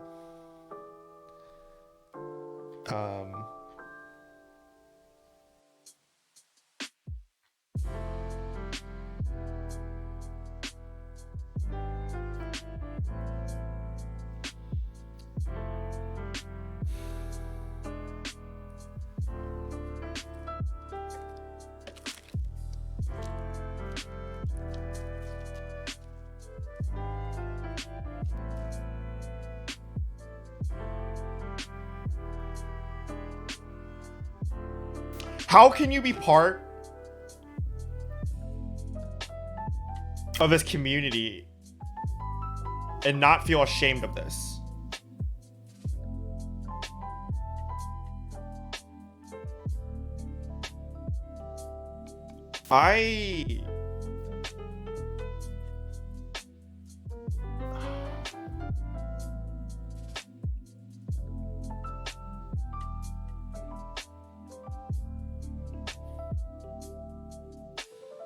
Maybe I live under a rock, but I'm surprised this wasn't a bigger deal.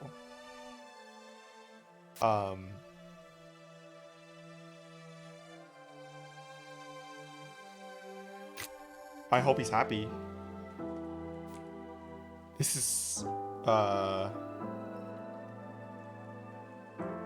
I'm struggling to find the words, but no one deserves this. No one deserves what he went through. And it's... I can't believe that people like they always say that like when stuff like this happens, how can you say the Final Fantasy 14 community is great? I've never gotten death threats, no.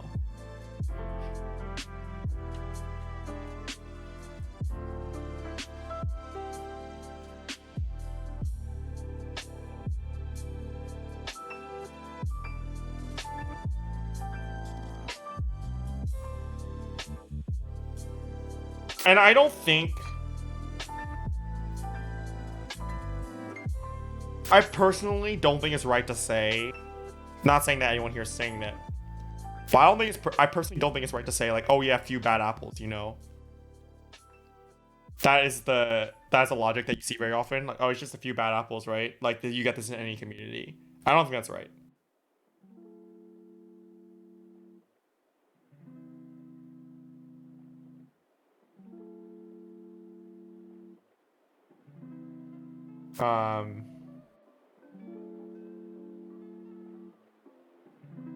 Yeah.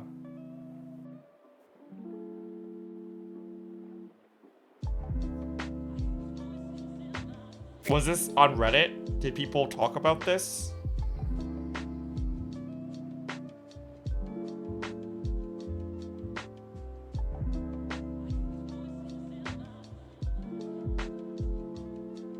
The mods removed all the threads. Great community, by the way. That's insane to me. That's insane to me.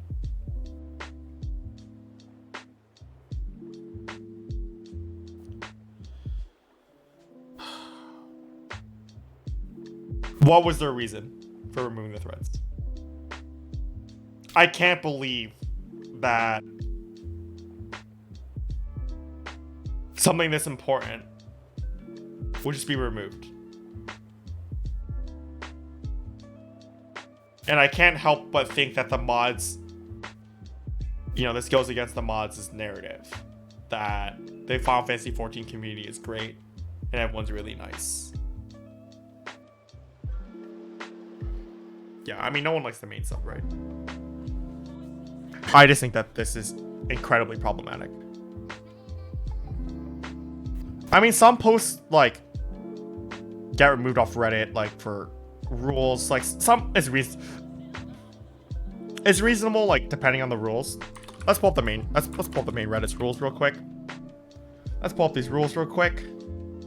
See if there's any reason why.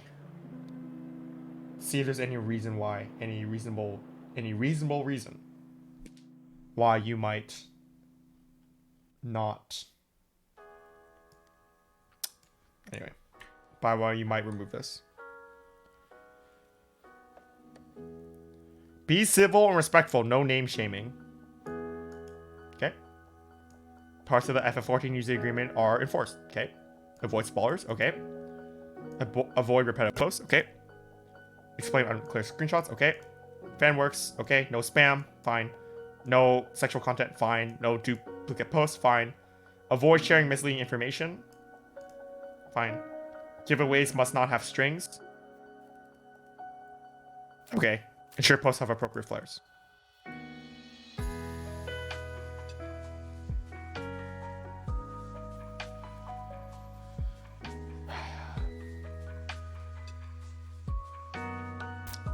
Warframe against Destiny 2. Final Fantasy 14 players.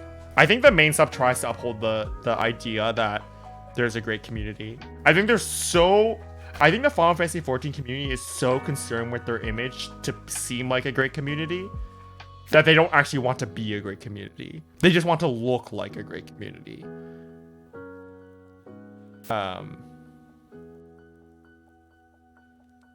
And then stuff like this happens. And then no one ever talks about it because they want to look like a great community, right? Don't address the toxic underbelly. Just hide it. Just hide it. Throw everything in the closet.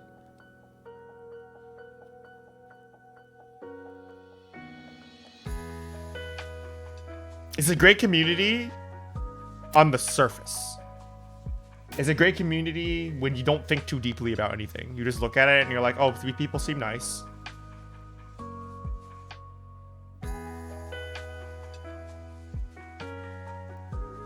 I don't think that FF4... The Dota community is toxic, I agree. I don't think the 14 community is necessarily better. It's just, you don't see it as well. The 14 community, it's just harder to tell that it's worse. I think it's just as bad. I think the main thing that the Dota community is worse is they have a lot more overt racism. Yeah, I don't like that about the Dota community. But otherwise, I think they just have equal toxicity, just in different ways.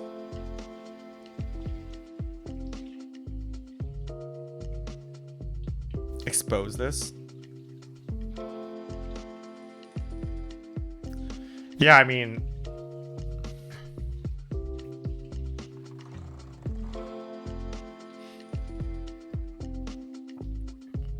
Yeah, I think like if you're a casual player, you don't think too deeply about the game, you just do casual content, like everyone's super nice to you. Once you start doing stuff that actually requires teamwork, you realize how all fragile it is. League might be toxic, I don't play League, so I don't know.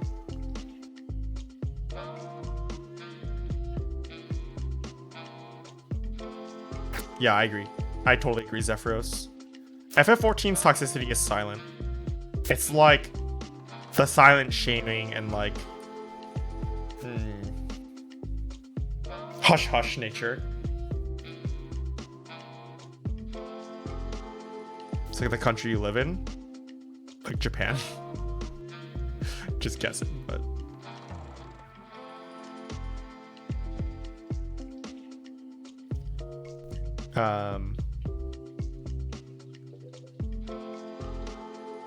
yeah, I guess it's kind of like Japan in general.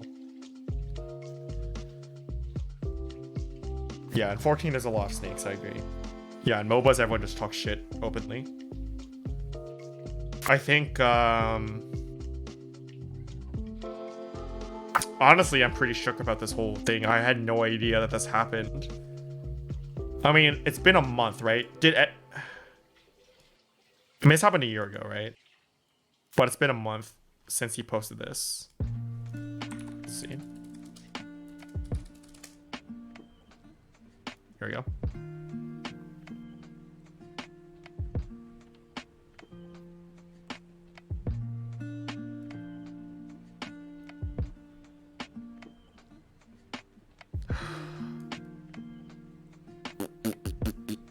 Oh, here we go.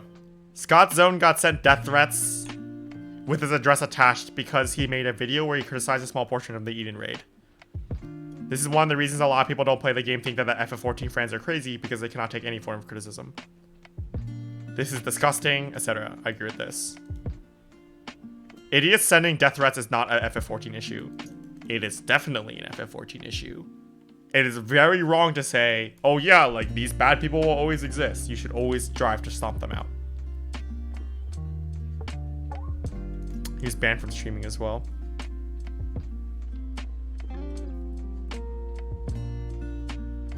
Your recent submission did not meet subreddit guidelines and was removed for the following reason. We hold civility and respect as a keystone for the community at FF14 and encourage participants to keep the person on the other side of the screen in mind.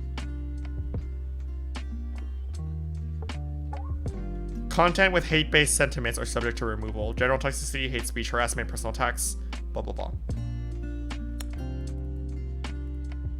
Knowing that someone got hate speech, I don't think constitutes this rule. This is very clearly civil and respect. Like, exposing toxicity isn't toxic itself, right? You can't remove something for being toxic when it's exposing someone's toxicity. Nice, sweep one under the rug, boys. Deleted. Oh, his username was deleted. Okay, this is insane. That's actually insane that they just deleted it for that reason. For that reason. What about this one? Removed. Removed. It doesn't say why.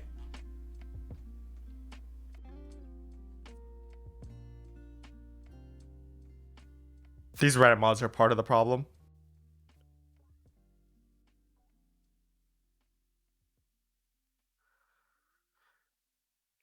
Here's how after TLP claims, who's TLP?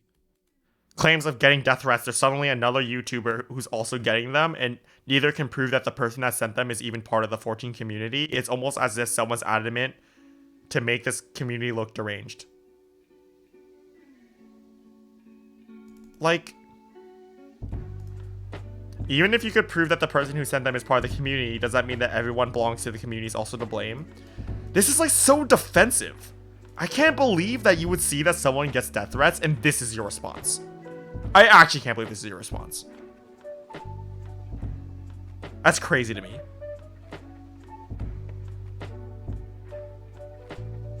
He's saying that there's a conspiracy to make the FF14 community look bad. Or at least one person is purposely acting that way. That's insane to me. That's crazy to me.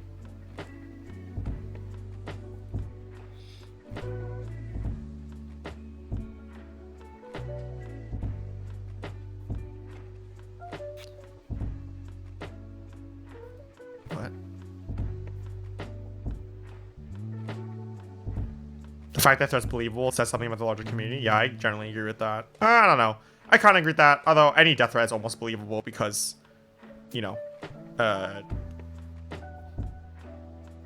people are going to send death threats from any community. That is true. He's implying it's some other WoW conspiracy. That's insane to me. You have to be delusional. I don't even like shitpost FF4. I don't even like shitpost 14. I think it's like pretty. The content on there is pretty shit. Haha, shitpost, but like it's actually pretty bad. But man, this is insane. Oh my god, it's 4 a.m. Apologies to end on a depressing note, but I think we're gonna end here. God, I don't know. Do I do my usual ending spiel? Yeah, I'm gonna end my stream here. I'm gonna think about it more. The FF14 main sub is garbage.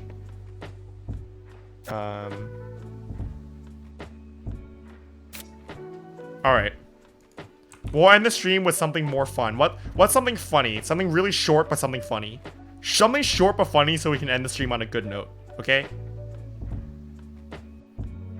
Something like, no, he's not funny, right? ProZD. The same ProZD video? We watched it already.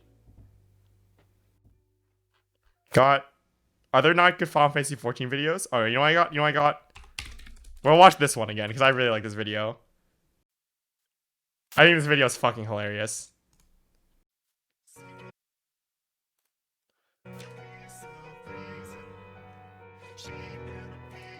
I wiped on A3S for months because my team didn't know how to roll their GCD.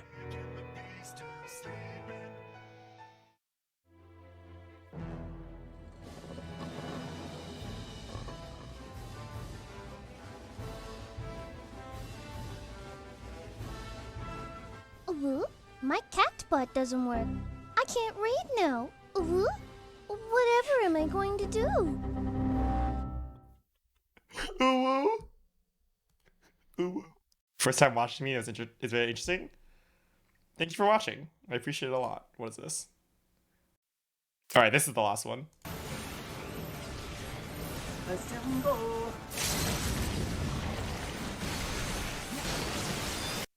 What? I don't even understand that. Alright, whatever. The thing displaying AoEs on the ground is a third-party plugin that has never seen the live day. But yeah, alright. Those are my socials. Yeah, usually my stuff is more casual. Thoughts about the game, but less, you know. Tui, thanks for the follow. And on a happy Scott note, okay. Make Z, thanks for the follow as well. Come on, step it up. Oh my god, it's long. Okay, whatever. We'll just keep watching. I like this environment more, but I love WoW Ratings too. Like, guys, I love WoW. I fucking hate what they've done with the game, but I still love WoW. I wouldn't have played it for 14 years if I didn't. So I like both games. As hard as that is to believe, everybody, I like both games. I just don't like Battle for Azeroth. Battle for Azeroth, Legion, and Warlords of Draenor are awful. All three of those are awful. Like, Legion's not as bad, but I didn't like Legion. Oh it was no. okay, but I didn't like it. Wasn't BFA and Legion the last 2 expansions too?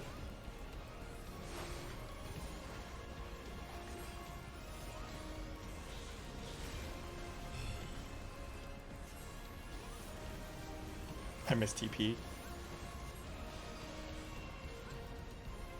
Away. There we go. He plays Black. I actually did it? Oh my god. Who the fuck is this guy? You got cleaved. No, Get fucked, Dragoon. I miss this fight. This fight's so good. This fight's so good. Fire 1, fire 1, fire 1. This fight's so good. Okay. Yeah, he's playing fine, I think. I mean, it's hard to look at level 60 content at level really 70. Awkward if that's just me. If you have a bad connection, and it's not rendering your 720p 60 properly, then it'll also take some power out of the sound for you, and it'll start scuffing up the sound on Twitch's end in order to make the video cleaner. So for anybody who's curious as to why their sound sometimes sounds really distorted, it's because they're taking away some of the sound in order to process the video better. That's what happens if your connection isn't that great. It's happened to me quite a few times on like different streams. Poor Black Okay, Mage. I have a responsibility now. Stay. Stay. Okay, go. It's like so cute, the way he's reacting to stuff. Is that the right word for this? He's just like really, it's like cute to me. And he's like, yeah, it's endearing that he's like, oh, I gotta stay in this tower, guys. It's like, oh, baby's first raid, oh. Nice. Dragoons, dragoons, dragoons, dragoons, dragoons. This is okay. This is good. Stand on the nipple, nice. dude. Move forward. Base of the nipple. Move forward, move forward, move forward. How long were they trying for this clear? Okay, hard class 5-3 here. We need to get Thunder out. Thunder's actually really important on this part. Because if we get a proc, we can put it up on the second one. It's really good damage. No, wait, that's not true. No, dude.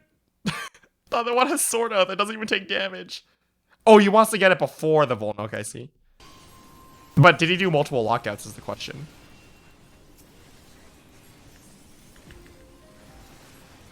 Mana shift soon. About 40 seconds.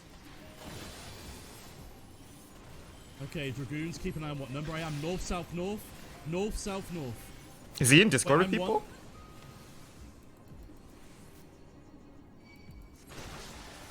Is he in Discord with people? Holy fuck, that did a lot of damage.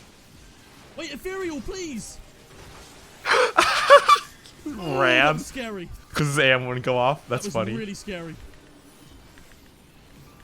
Okay, it's fine, it's fine, it's fine, it's fine, it's fine, it's fine, it's fine. It's so cute. It's so cute. Push the guy with sword, push the guy with sword, push the guy with sword, push the guy with sword.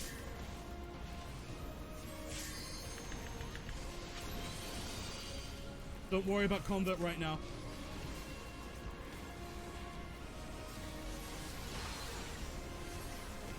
I'm about to use my sharp cast proc just now. I'm not going to use ley lines, I'm saving it. Push the guy with sword, push the guy with sword. Okay, good push. Now kill this guy, kill this guy, kill this guy, kill this guy, kill this guy. I would love to see him try ultimate. We'll never see it though. There we go, good job. Okay, mana shifting the Astro right now. Okay, my spot is this way. Go. Go. You're going to drop Ice Scott, and then you're going to move over to the right a little bit. Then you're going to move over to the right here. Then you're going to move forward. You're going to position yourself like this. He's talking so to you get himself. knocked back like that. You're going to come forward, and now you're not going to panic. Now, Scott, you're not going to panic. You're going to put this here. And you're going to move out. You're going to swift cast one fire there. There we go, there we go, there we go. We're not panicking. This is coming in. We're gonna stay close to it. That one's gonna go off. We're gonna slide cast our way inwards. Dude, he There knows we how to go. slide cast his This is shit through the clean as AoEs. What a gamer. Good job. What a Pod, fucking now gamer, push dude. this. Much, much cleaner. You didn't panic. Chat, can I get some ayayas? I didn't panic. Either some claps or some ayayas, anything. I'm actually so happy with myself. There we go. Look how clean that was. So happy for him. Look how clean that was.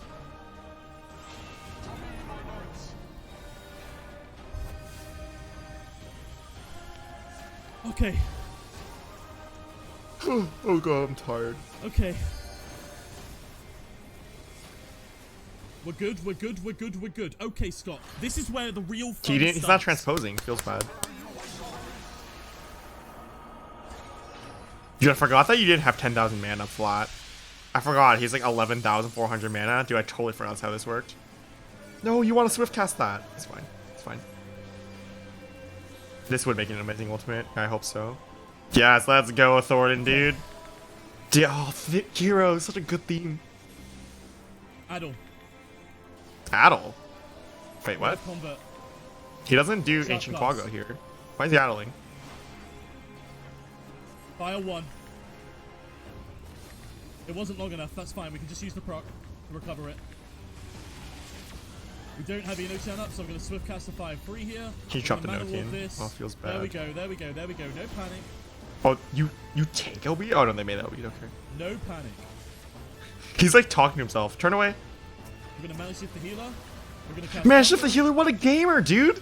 Oh my god, actually playing for the team? No, this is why the Final Fantasy XIV community hates him. He actually knows how to play the game. They're afraid that he would get better than them playing in half the time. He would be twice as good as them in half the We're time. going to refresh Thunder again. We're going to stay where we are, so we just get a fast Blizzard 3 out. Yep. That's fine. Now we're going to move in with everybody. Save gamer. Sprint, we probably shouldn't have done that. These mechanics are going to overlap, Scott. This is going to overlap, okay?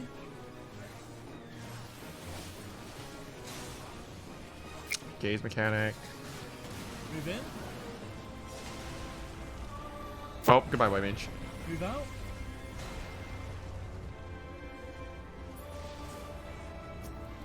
Move in. Oh, he's save gamer. There we Oh, go. Into the stack. DPS. dude, he's save Good job. gamer. Not doing any damage, but Good job, good I job, respect good it. job, good job. Here we go, here we go, here we go, here we go. Here we I go. respect it. I know I didn't do damage during the mechanic, and I'm sorry, but I had to just do the mechanic. I had to just do the mechanic. I'm sorry. respect it. I'm not that good yet. I respect it, dude. He knows what's up. Adeline the boss. I think Why- AoE comes soon. She's the top of the meter, but I mean, Bard is really close to him, which is pretty bad. Yeah. Spreading, spreading, spreading. Okay, I have to move out here.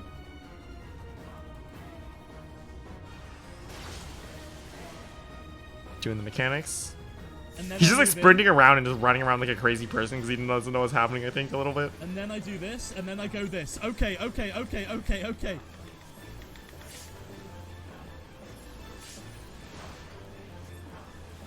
Okay. Mana shift soon. Mana shift in 5. Mana shift in 5.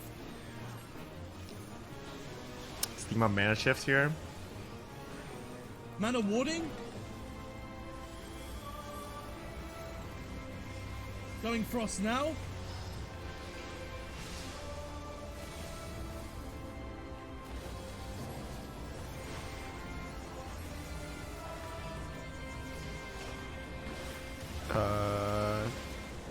Isn't this whole mechanic like a And huge move shit in, fest? Move in, move in, move in. This is good. They actually Swift lived? cast fire free. Okay, push this. Mana shifting on cooldown. Just to Oh, help isn't out the next healers. part really hard with a lot of damage? Okay, okay, okay, okay, okay. This is it. This is it. Scott, don't panic. Don't panic. Don't panic. Don't panic, don't panic, don't panic. No panic. Don't panic. Single target LB. Don't panic. Whatever we have. Adeling. He spams Ancient Quagga here, I think. Drinking whatever that is. That was a retainer Fantasia. Never mind. What? Moving in, moving in. Fire 1.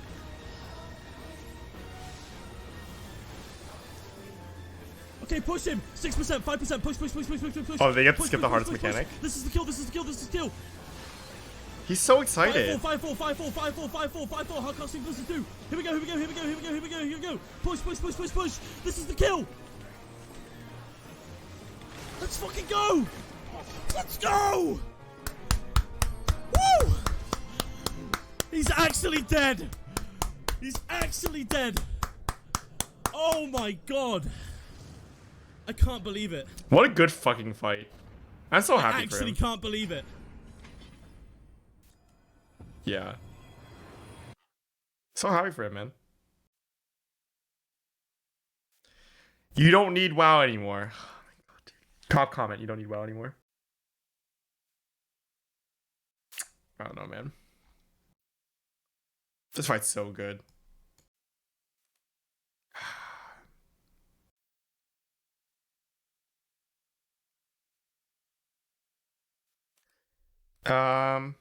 Yeah, but okay, well, I'll end the stream here. Thank you guys for watching. Do this shit again.